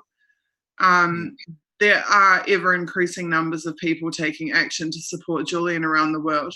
We've seen arrests in multiple cities. We've seen arrests in Melbourne and arrests in Washington, D.C., acts of civil disobedience in London. This is tide-turning stuff that's been happening this year. We've also seen the dispelling of some majorly pervasive mainstream myths about Julian, particularly recently. And we've seen even the mainstream media having to get on board with realizing that they could be next if they allow his extradition and prosecution. So I definitely think there's hope in Julian's case. I do think there's hope in my case, provided that I can stay in one piece and not be detained. Because I took a lot of heart from you saying just before, Ray, that you don't believe that Russia would throw me out. But the problem that I face is that the powers in Russia that may or may not support my work and that may not want to throw me out aren't the guy at the front desk at the immigration office that I show up at with trying to get him to look at my papers. So those are the people we call the chinovniki, the bureaucrats. Yes, the frontline bureaucrats. Yeah. And unfortunately for me, those people have the power to detain me. They have the power to basically destroy my life. And they can do that just from looking at my ID. They don't even need to review my case or go through everything. So the incident Craig Tuck was referring to before, where he was in Moscow and went with me and my Russian lawyer to renew my asylum application and supply my additional evidence, they didn't even look at a single page of my new evidence. I didn't even get as far as telling them about the State Services Commission report or giving them Christine Assange's letter or any of the other letters I had. They just took one look at my entry visa and the exit date on the entry visa, and that was it. So I'm struggling to get heard by the immigration authorities in Russia. I'm struggling to get through that front desk to get to the case manager that can review it. Now, I have another appointment, and this is some of the impetus about this movement that we're starting and why we're doing it now. I have an appointment in 3 days' time on Tuesday to go with an official translator that's been assigned to my case, and hopefully, I will get to present my evidence, make my case, and reapply for asylum. But I also may just be detained on the spot and not get to show that evidence. And this is the risk factor for me. And so I need people to know, if I'm detained, that this was my situation, this was what I was facing, that there is evidence in support of my claim, that there are professionals who can testify to the veracity of that, or who can speak to the veracity of my claims. And to know that the reason I could be subject to detention is because I face political discrimination for my relationships with WikiLeaks and Julian Assange. And you can prove that. Absolutely. My Russian lawyer was with me in that office when the director of the NGO told me that. And my Russian lawyer has written a letter recounting that experience. So there is an eyewitness to her politically discriminating against me for that. So that I really just needed to get that truth out to people of my situation and let them have that understanding. It has been a horrible experience for me to have to plan what my friends and family should do in the event of myself and or the kids being detained. That was probably the most upsetting thing that I went through this month, was having to say, okay, now if I'm detained, this person needs to talk to that person, you need to talk to this person, you need to do this, and blah, blah, blah, blah, blah. And the most heartening thing for me, and it speaks so much to who Craig Tuck is that when I was saying to Craig, look, things aren't looking good here, Craig said, if you're detained, I'll be there in 72 hours. And I was like, oh my God, thank you so much. You know, that he would come and like make sure my kids are okay and come and fight for me. How lucky, I can't explain how lucky I am to have people who care about me so much that they would do something like that for me. It's just amazing. You know, if you're, which is the case, you're being persecuted mostly because of your relationship with Julian, which is well known, or your work, your support of Julian, as well as your work in New Zealand, then people have a way of knowing what's just, and people have a way of supporting underdogs, especially when the underdog is sort of getting lean and mean and not so effective. And I'm talking about the U.S. security services. What spoke to me most recently, and I mention this because everyone listening in here should read Nils Melzer's op-ed. Who is he? He's the UN rapporteur for torture. Okay, now it's an incredible op-ed. He, in effect, says, I knew this Julian Assange was a bad guy. I mean, look, he did this and he did this. And then I found out, he didn't do that. Oh, and I didn't do that either. Well, and he said, I finally realized that this is an archetypical example of blackening someone for political reasons. Now, my point is, that was really good news that the UN rapporteur for torture would come to that conclusion and write it so eloquent an op-ed. Bad news, of course, is that no one would publish it. Let me read his first paragraph. This op-ed has been offered for publication to The Guardian, The Times, The Financial Times, The Sydney Morning Herald, The Australian, The Canberra Times, The Telegraph, The New York Times, The Washington Post, Thomson Reuters Foundation, and Newsweek. None responded positively. So this appears on a website. Well, that's the bad news. But I think that bad news speaks for itself. And people become accustomed to seeing that when people publish the shocking truth, a fellow who went in there thinking that Julian was obviously a bad guy and comes out thinking, whoa, yeah, there's a bad guy here, but it's not Julian, that's going to get around. I think people are open to that kind of insight. And so I think that kind of optimism comes out of long time experience, and as long as you don't expect it to happen tomorrow, it's realistic to hope for it and to expect it. Absolutely. Hi, Vivian. Look, but Vivian Kubrick, my wonderful friend, is joining the stream in a second, but let's take it back to the geopolitics for a minute, because it is Ray's area of expertise. He has selected this video that he really wants us all to see, so let's have a quick look at it. I know that our tech team has lined it up and it's ready to play, so go for it, you guys, and then let's have Ray explain to us the context. Systems are able to squelch their offensive capability with their ICBM. So watch this next thing, and you'll see from this segment, which I hope will go on just a few seconds now, how Putin really is kind of beside himself, because as you can see, some of these Western journalists say, oh, that's interesting. Yeah. So let's have that second clip, please. Угрозы нет, а система ПРО продолжает строиться. Значит, мы были правы, когда говорили, что нас обманывают. С нами неискренне, ссылаясь на якобы имеющуюся иранскую ядерную угрозу при строительстве системы ПРО. Ну так оно и есть на самом деле. В очередной раз пытались нас надуть. Сейчас построили эту систему, сейчас ставят там ракеты. Так?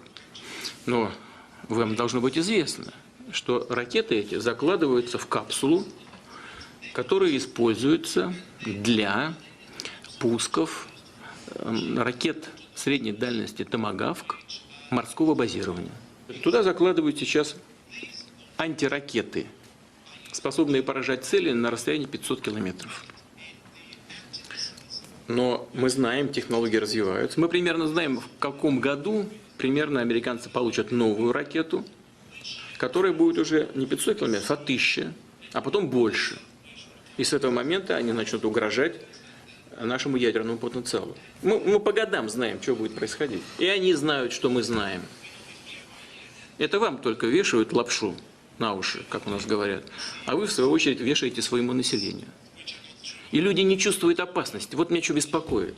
Ну как мы не можем понять? Мы тащим мир вообще в совершенно новое измерение. Вот в чем проблема. Делают вид, что как будто ничего не происходит. Но я не знаю даже, как достучаться. So there you have it. What's the matter with you folks? Why can't you understand this? And he's talking to the journalists, of course, and you can't see any rational discussion of this in Western media. The Russians are very upset about this, and by extension, you could see that applying to the Far East itself.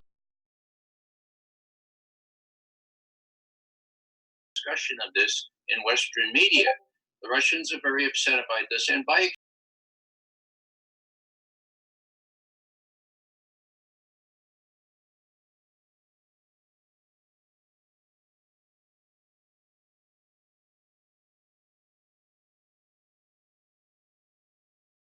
he's got a captive audience of Western journalists there in St. Petersburg. They had a big summit of some kind. And the journalists were there, and he's talking to them, maybe 10 of them, and they're kind of dozing off, and they're not taking it seriously. And he's saying, look, you all are saying that it was against Iran, this anti-ballistic missile system that you're putting into Poland and Romania as we speak. But now we have a deal with Iran, which precludes them from getting a nuclear weapon. So who's against? Who's it against? Not only that, says Putin, but he says, we know that these holes in the ground are big enough to accommodate bigger missiles that can fly farther distances and take out our intercontinental ballistic missile system. And so we know what's in store. We know when it's going to happen, these refined longer range missiles. The Pentagon knows that we know, and they're going to do it anyway. And this week, they did it. They test fired one of those missiles. I don't think they actually constructed or built this missile in 3 days when the INF treaty was revoked. But I think Americans need to understand that I was shocked when I was on active duty still with the CIA. I was head of some of the Russian activities, analysis. And when it came push to shove here, I thought, wow, how likely is it that the Russians who have built up this SS-20 intermediate range ballistic missiles will destroy them if we destroy our Pershings in Western Europe? Not very likely, says McGovern. Well, Reagan and Gorbachev worked it out.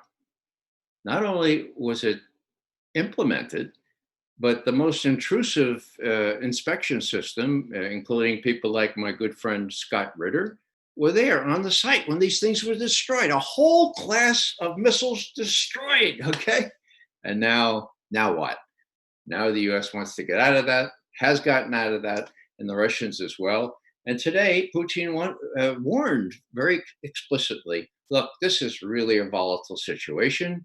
We used to have, he didn't say this, but the reality is we used to have about 30 minutes to decide, or 20 minutes to decide what was happening if there was a strategic attack. Now we have like maybe 10 minutes. And what are the chances that a decision to strike can be revoked or a decision to retaliate can be imposed in 10 minutes? Not very much. And so when you see Putin looking around at these guys, are half asleep, and what can I do to make you understand this sort of thing? Well, that's the kind of thing that the Russians are looking at right now.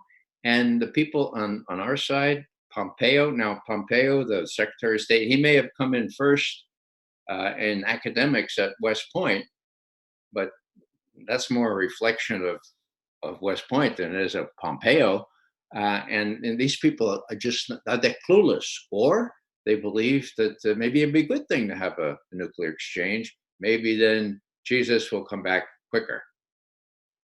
Pompeo believes that. He said so. So if I were Putin, and I've been putting myself in the place of Russian leaders for over half a century, if I were Putin, I would be really, really, really worried. Not only because of a mercurial president, but because of these military generals that think they can have a limited nuclear strike. And what would I do? Well, I would try to warn. And the last thing I'll say is that after he was reelected, Putin was having interviews, and one fellow asked him, said, now, Mr. Putin, if the Americans fired their strategic missiles and Russia was going to be destroyed, you couldn't prevent Russia from being destroyed. So would you really retaliate and destroy the world? And Putin looked at him and he said, what would the world be without Russia? Now, I don't think there's any doubt, but that he would retaliate.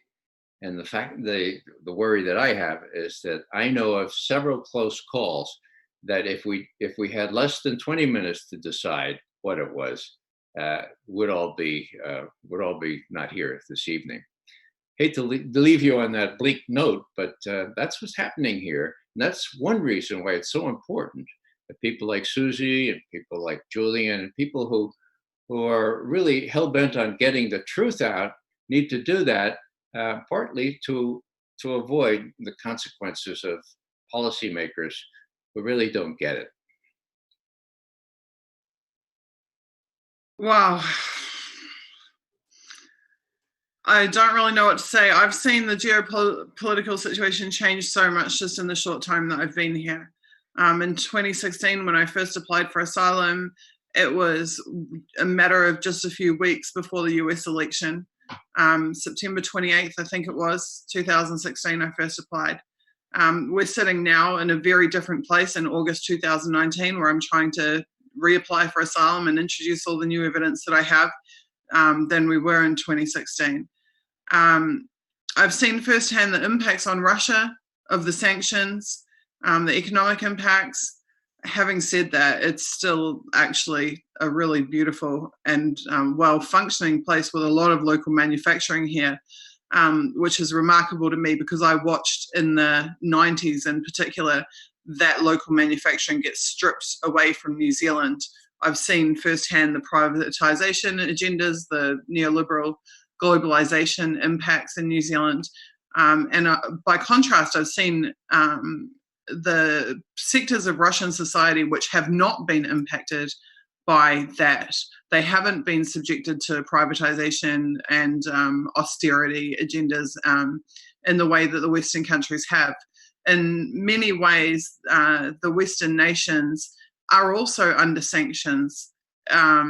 They're just under a different type of sanctions. They're being sanctioned by their own governments who are selling public assets and, asset stripping the public to feed the 1%.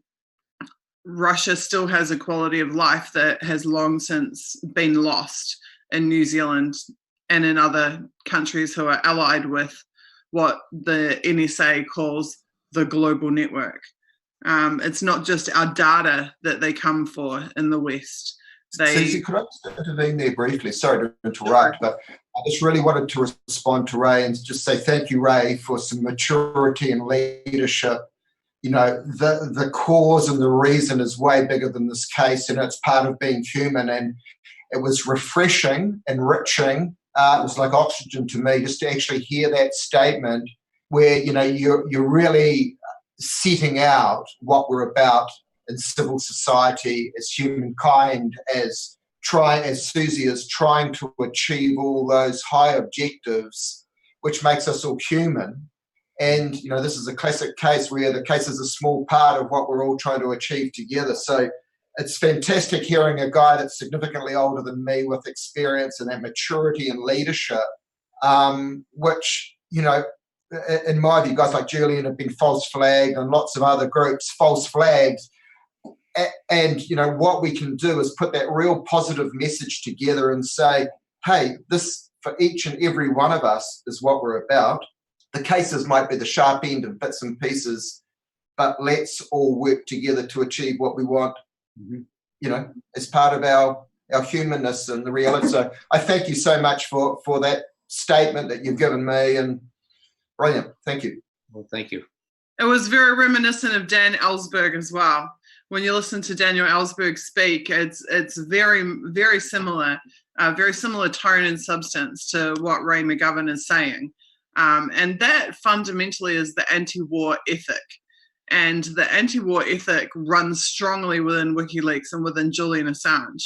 If I've said for a very long time, if I could describe WikiLeaks any way, it would be as an anti-war organization. That's fundamentally what they do. Yes, they're about transparency, they're about truth, they're about publishing. But if there's a singular aim that Julian has ever had, I believe it's an anti-war aim. And I think, Ray, you're agreeing with me there. Well, I would qualify that. If you spread out the truth, then ipso facto, you're against war. So I don't really see a purposive aim here on WikiLeaks' part. It's a sort of a corollary or a kind of accoutrement here. You tell the truth, and then the truth makes it so damn obvious that it's not right for us to be killing other people. I have a book here by David Swanson, twice nominated for the Nobel Peace Prize. He's a good friend. He's also visited with me here in Moscow. Mm-hmm. And his book is called War is a Lie.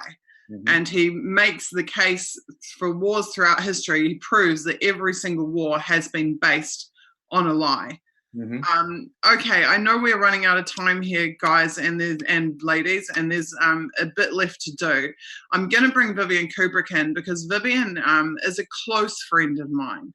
She cares deeply about myself and my children, and she can probably give a very personal perspective about, she's my confidant. She knows intimately the struggles that I've been going through. And then also just to speak to what Craig was just saying about the collaborative nature where all of us need to come together on these human issues and work together to make a difference.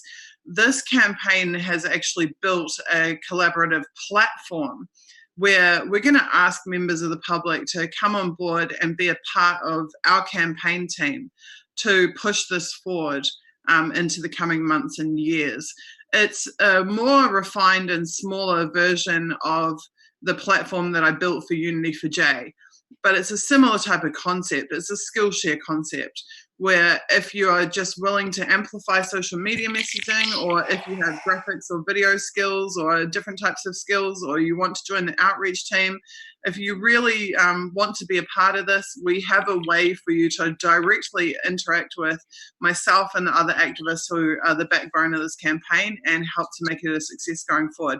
I'll cover that off at the end, but first, I know that Vivian is going to bring two things to the stream. She's going to bring philosophy, because don't anticipate me. She's going to bring the emotion. She's going to bring the emotion because I can't listen to her speak without ending up in tears. So go for it.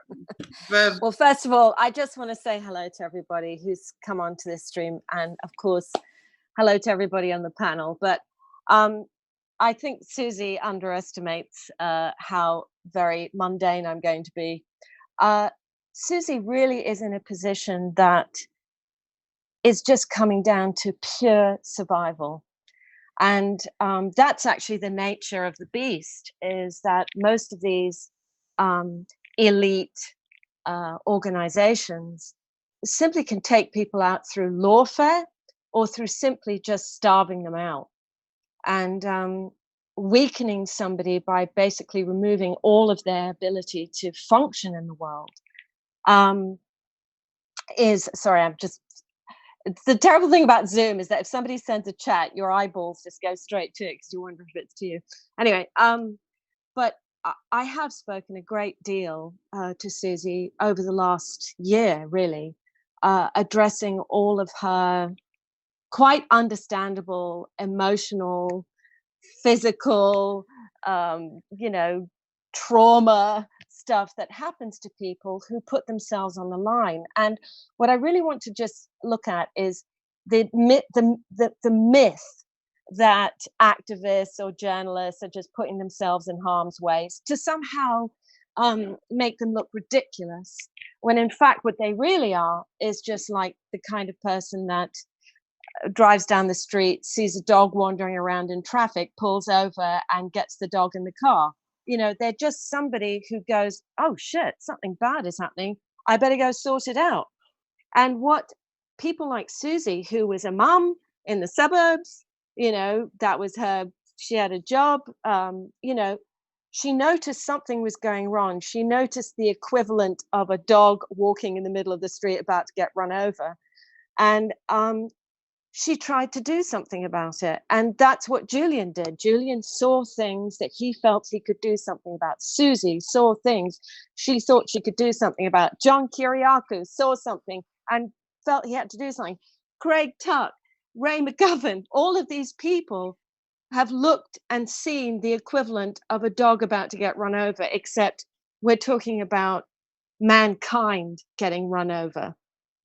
And I think we've seen with Jeffrey Epstein, with these two executives, one of them is senior software executive from Google, Zach he has an impossible name. Why do activists have impossible names? Susie's is miraculously easy to pronounce.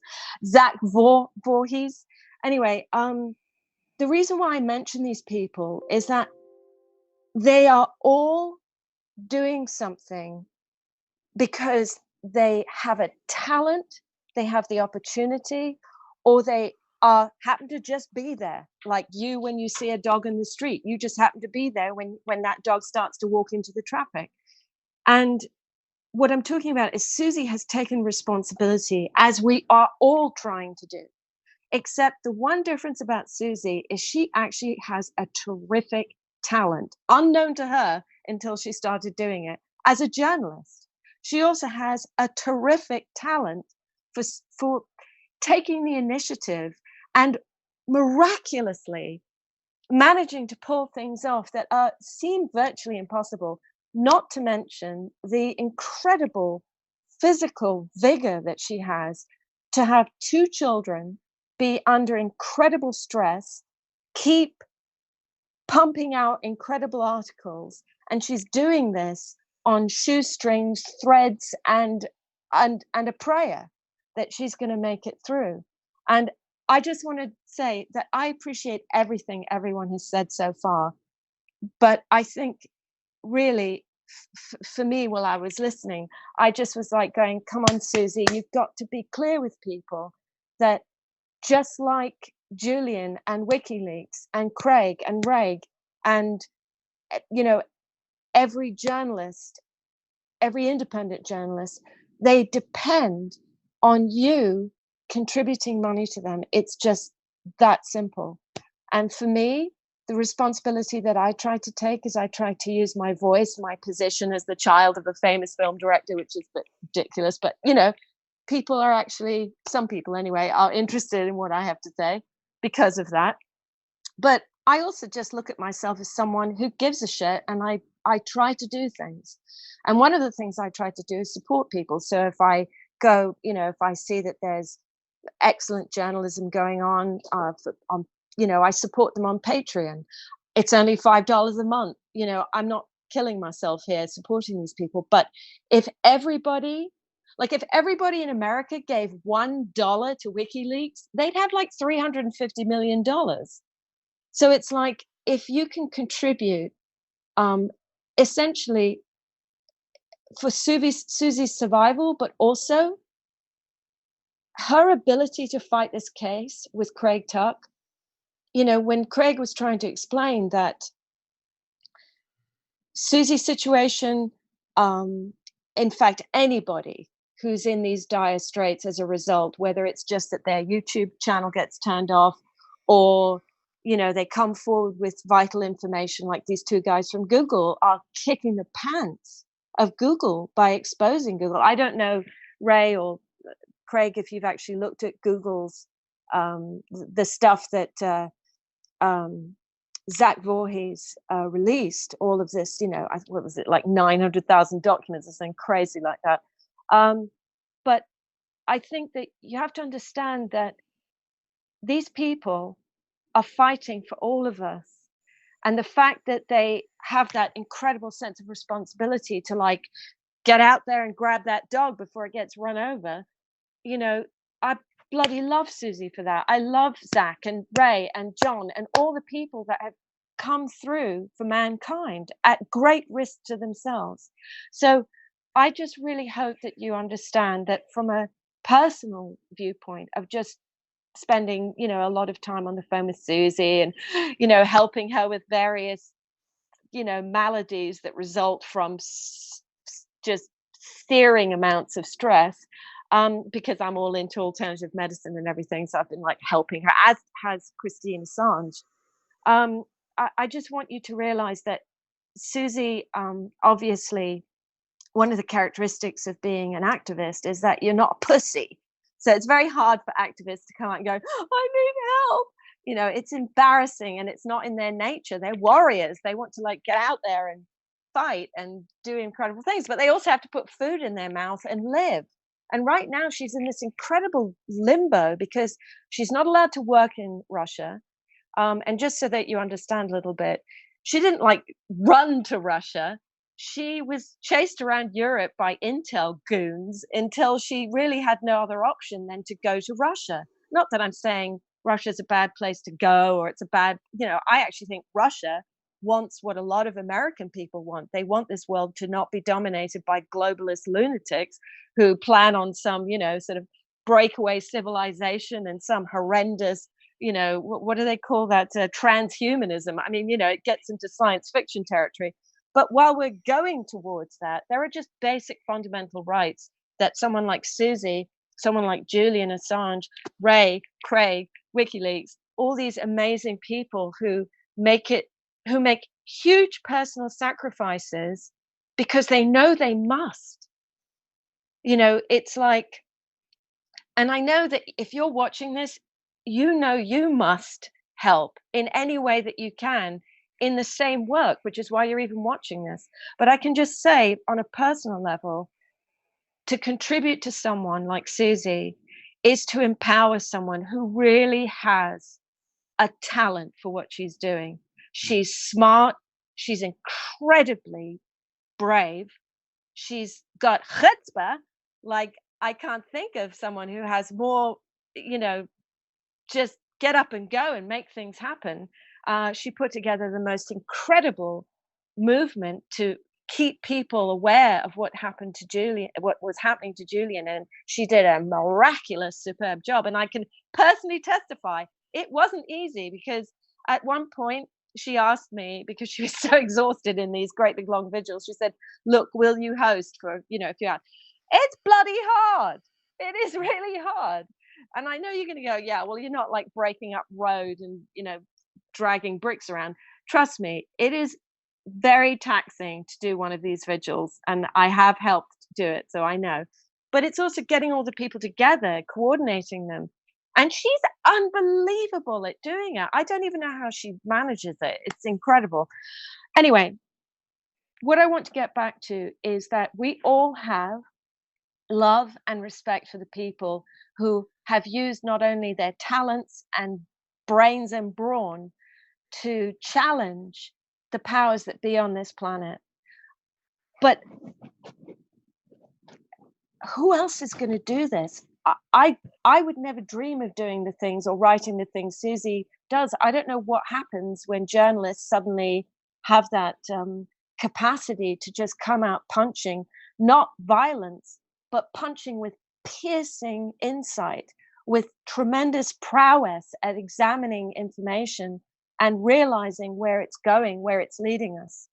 And, with whistleblowers like John Kiriakou and Edward Snowden, with people like Julian Assange and the people that work at WikiLeaks, they have absolutely significantly turned the world around. Just these few people. And I believe that Suzie is not only incredibly talented herself, super intelligent, brilliant, articulate, can actually process and think with, huge panoramas of what would normally be quite confusing information, and breaking it down so that you can understand what the issues are. Now, I want to get to one last thing, because I know I'm like a bit on a roll here.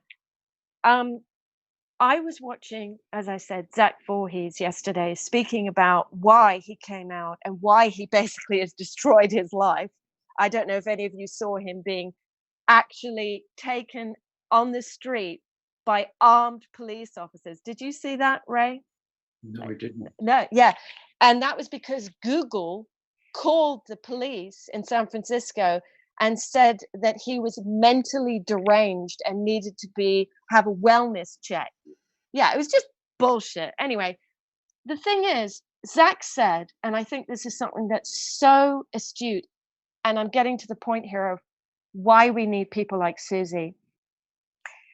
There is a thing in the Kubark, Kubark, CIA 1963 torture manual, where it talks about a thing called the Alice in Wonderland technique.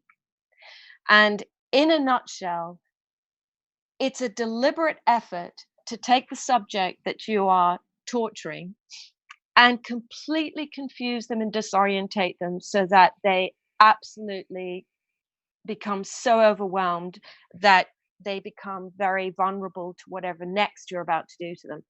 And what this actually, can I just read this? Suzie, do you mind? Anyone mind? This will take like 3 seconds. The reason why I'm mentioning this is this point that I'm making. People like Suzie Dawson write articles that are sane, real, and based on facts. Most everything that we're exposed to is part of this Alice in Wonderland technique, where we get thrown out at us by the mainstream news media stuff that is meant to essentially demoralize, disorientate, confuse, and ultimately bring you to where they want you to go, which is to normalize you into their sick reality. And that's why someone like Suzie Dawson deserves our support, deserves us. I mean, right now, if she never wrote another thing, she still deserves our support to get her out of this nightmarish situation. But she literally can't make any money in the position she's in. She's not allowed to work in Russia. She certainly can't leave there, because I think it's understood now that anybody who challenges in a very effective way, which Suzie does, the powers that be, you've got a bloody great target on your back. Now, she's got 2 kids, and I think all of you know, if you've got children, that's stressful enough, just having children and having a job.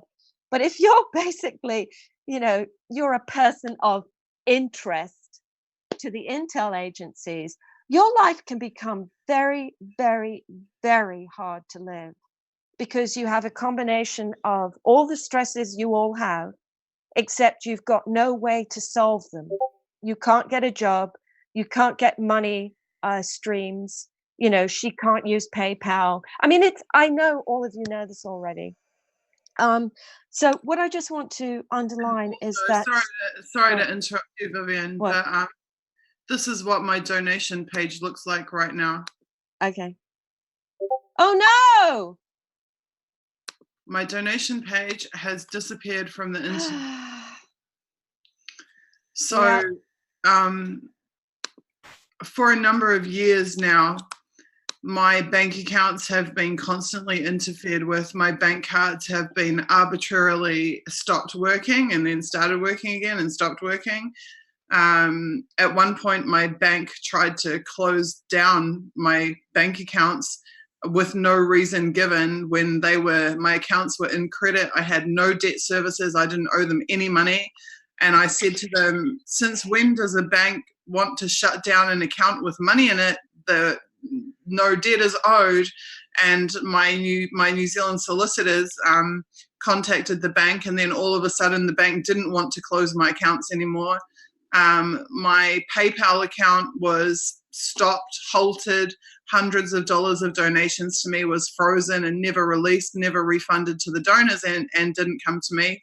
PayPal, of course, having done the same thing to WikiLeaks years prior. And now it appears like, after working for about 6 hours, my Go Get Funding account page is mysteriously 404 server not found, and people are trying to donate to me right now and unable to.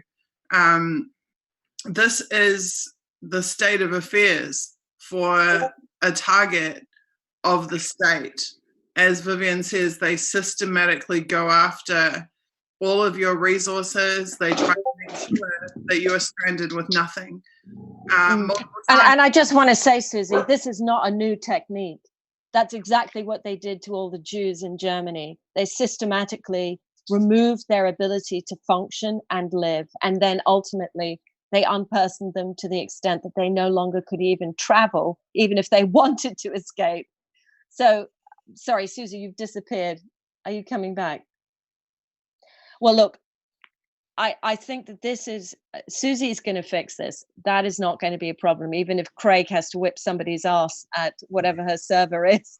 But I do want to just carry on until Suzie comes back to read you about this Alice in Wonderland technique, because what I'm saying is that Suzie's value, along with all these other incredible independent journalists who are pretty much, I think, what is it? I can't even think. It's now thousands of independent journalists that have been removed from YouTube. The Google search algorithms are like completely de-promoting all these searches if you look for people. And I do want to say one encouraging thing. I know nobody is a fan of Alex Jones on this panel, but I am.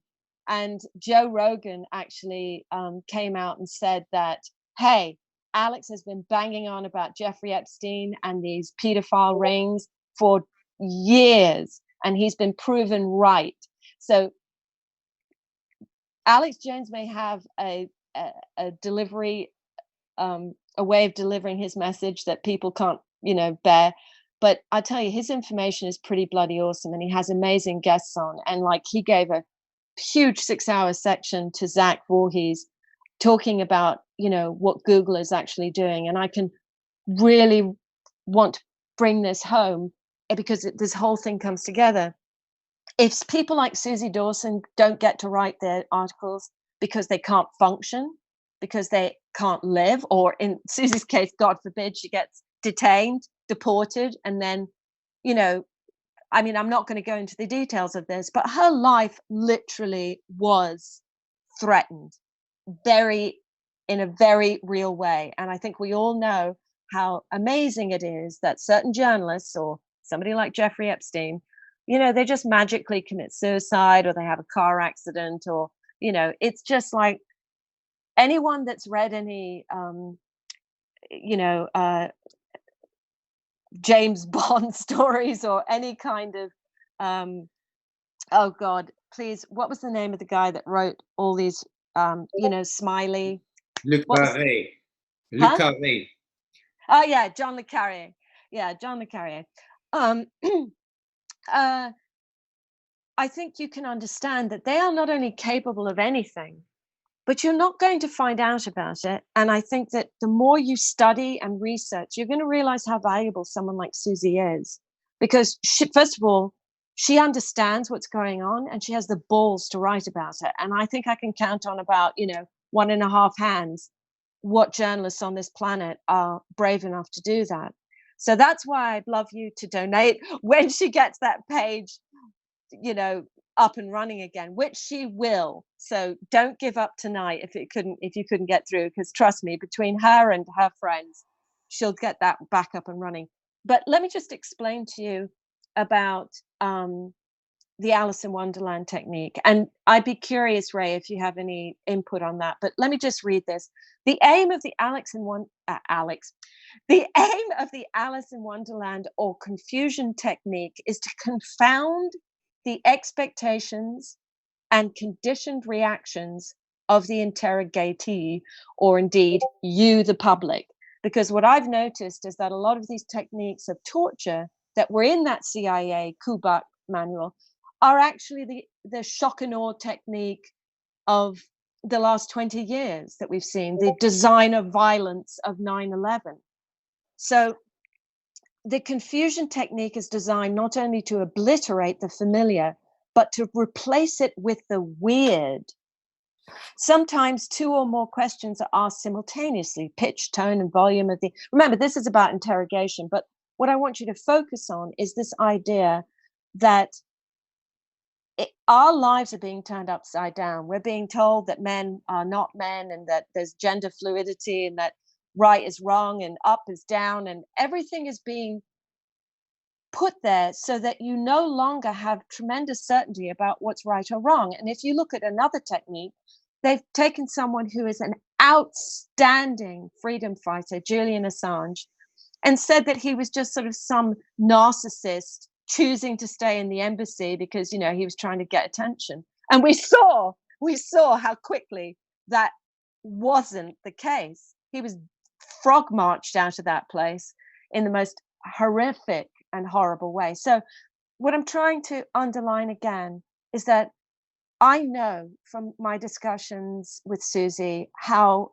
informed and brilliant she is. You know how informed and brilliant she is. You know how goddamn brave she is, because she put up an incredible fight in New Zealand to the point where the Five Eyes, using these private intel agencies, she was in fear of her life. And if she ever does tell the story of all the things they did to her, your hair will stand on end. You would have bloody left too.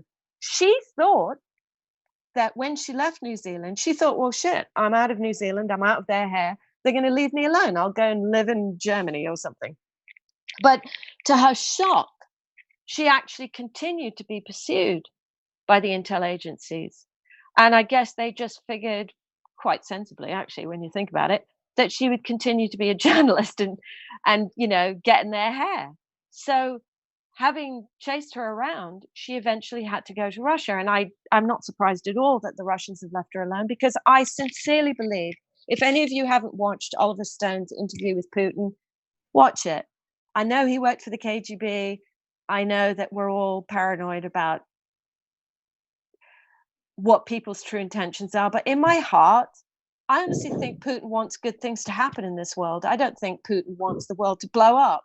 Whereas I'm really not too sure about these maniacs that are working, in the CIA. In fact, we've brought this up several times, but, Dr. Strangelove is starting to sound more and more like a reality in terms of the characters, in terms of the madness of these people. I mean, that run you could say shadow government, deep state. I just say, welcome to planet Earth. It's been like this for 8,000 years. It's just now there's technology that is turning this into a potential fait accompli. They just get to do whatever the hell they like. So I'm just saying to you, I don't know where Susie's gone to. I think she's probably trying to save this page. I'm right here. Okay. And I'm sorry. I always go into this verbal diarrhea mode, but I get a bit passionate, so I'm going to shut up now. Thanks for being that. That was really useful and helpful. There are a number of clients going through the same sorts of things that Susie's going through, and that description of the techniques used, it's current. So it's not historical, it's current, it's being used. And I've got clients in other places and other jurisdictions that are describing the same sorts of things while they're being detained, keeping immaculate records, and the techniques, when we put specialists next to them, are coming pretty much straight out of that CIA manual that you've quoted. So very topical. Thank you. Thank you. One of the questions that I get asked all the time is, how come you're so brave? How come you're so courageous? To me, it was never really a question of being brave or courageous. I've never felt brave or courageous. How I've survived all of this is by I'm forced to deal with today and this week, and if I'm lucky, maybe this month. I never am dealing with last week, last month, last year, last 9 years. When I don't want to talk too much about future legal stuff, but there was a document that I needed to write to address the totality of everything that I've been through and that's happened to me since 2011. And even though I can write a 25,000 word research article that hundreds of thousands of people read, I couldn't write that document when I needed to. I had all the pieces of evidence, I had the chronology, I had everything, but I found it impossible to write. And the reason is because I couldn't emotionally confront the totality of what had happened to me. And that's part of why Craig then came to Russia to assist me with that process. Because I can defend other people until the end of time. I can defend Julian until the end of time. I can work 20-hour days to make it happen. But when it comes to my own situation, I find it very difficult to talk about. I find it very difficult to address. And I know that Caitlin implored me last week. She said, you have to let people in. You have to explain to them what it's like. You have to be vulnerable to them. You can't just be superhuman, fighting. And I think that I've never really emotionally confronted everything that's happened because I've been in survival mode. They tried to drive me off a cliff with my kids in the car. I had to work out what to do the next day and the next day. I couldn't sit there and go, oh my God, and cry and scream. I had to deal with surviving the next day and surviving the next day and surviving the next day. And I feel so responsible for the people in my life who I'm responsible for and for the impacts on them. I never really get to the impacts on me. I hope that can make sense for people. It's why I'm not a crying, screaming wreck. It's why I'm not needing counseling or whatever, because I can't allow myself the luxury of that time to really feel what has happened. And maybe one day I'll get to that point. I did feel it a little bit when I came to Russia and the physical targeting stopped. And that was the first time in over 4 years that I wasn't being physically harassed, stalked, surveilled, attacked, interfered with. And it took about 6 months being in this country for me to start to let my guard down, for me to start to accept that it wouldn't happen again. Because once it stopped, I kept thinking any moment it could change. Any moment I could go back to being stalked, surveilled, harassed, interfered with, attacked. 6 months is how long it took for me to actually go, I feel safe. I feel okay. I'm not going to be stalked and harassed today. 6 months. And I don't know how many years it will take for me to actually confront the emotional impacts of everything that we've lost. All I can do is quantify. I can't quantify it in tears because funnily enough, I'm never tearful until somebody is demonstrating love for me and care for me. And when I see Vivian talk about how she feels about me, or Christine tells me how she feels about me, or people in my life who love me tell me how they feel about me, that's when I begin to like melt down. And even now, just admitting that, I start to get tears in my eyes. Those emotional connections tug on my heartstrings, that gets under my armor, that gets into the heart of me. But these assholes that have targeted me, I just pretty much feel rage. I feel indignant. I feel like, how dare you do this to people? I was not a threat. I didn't have weapons. I wouldn't know how to use a weapon if I had one. I literally wouldn't know what to do with it. I didn't have any history of violence. I had no criminal record. There was no rational basis for the military industrial complex to employ weapons of war and war methodologies against me. Yes, there was, Suzie. There was a reason why. Because you're screwing up their Alice in Wonderland plan. You're screwing up their disinformation propaganda.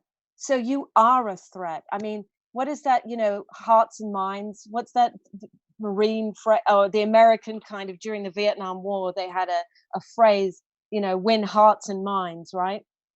And you're screwing up their efforts to demoralize society, screw everything up, and then normalize it to how they want it. And so you are a threat, or they wouldn't bother with you, Suzie. And this is again why I want to appeal to people to help Suzie financially and support also Craig's effort, as he was talking about this strategic effort, is that just as the elite have a full-on strategy that by now has probably been planned for the last 150 years, but really perfected since the Second World War, you are under social engineering attack. Suzie is screwing up their social engineering. That's why she's a target. But we need Suzie. We need Julian Assange. We need all these incredible independent, ball-busting warriors. And I'll say, that's why Suzie finds this hard. That's why I was sitting here for the last few hours going, Suzie, talk about yourself, because she finds it really unnatural to stand there and go, can you help me? Because her thing is to get out there punching and doing good things in this world. I She's love a warrior. Other people. I love to defend other people. I love to take care of other people. I had such a massive guilt complex when I left New Zealand for the whole time I was in Berlin and even afterwards. I felt horrible because I left behind my fellow media team members and my other activists in New Zealand who I supported, who came and stayed at my house when they had nowhere to sleep, who got me to drive them around when they had no transport, who I fed, I cooked for and fed them. And I wasn't able to do that. And now I will cry. I wasn't able to do that anymore. And that's one of the hardest and most miserable factors for me in all of this, is that I used to be someone who provided for other people. I used to be someone who took care of other people. And I feel like that has been stripped from me. My ability to provide and care for and shelter other people has been stripped from me. But that's not true, Suzie. That's not true, because you still do provide for people. You provide for people actually in a way at this point at a much higher level, which is you provide for people in terms of the truth, in terms of perspicacity, in terms of looking at the way the world works, in terms of, despite everything, publishing your articles. And so, this is why when I've, just so you all know, sometimes I, talk to Suzie really to just provide her some normalcy, but also just camaraderie, because actually the only thing I can compare this to, although it's not nearly as significant to mankind, is it's a bit like supporting an artist.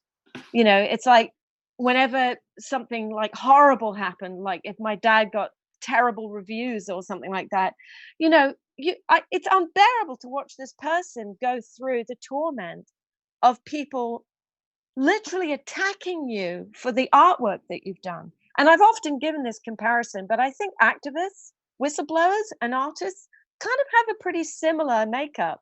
They're generally very sophisticated, emotional, sensitive, and humane beings.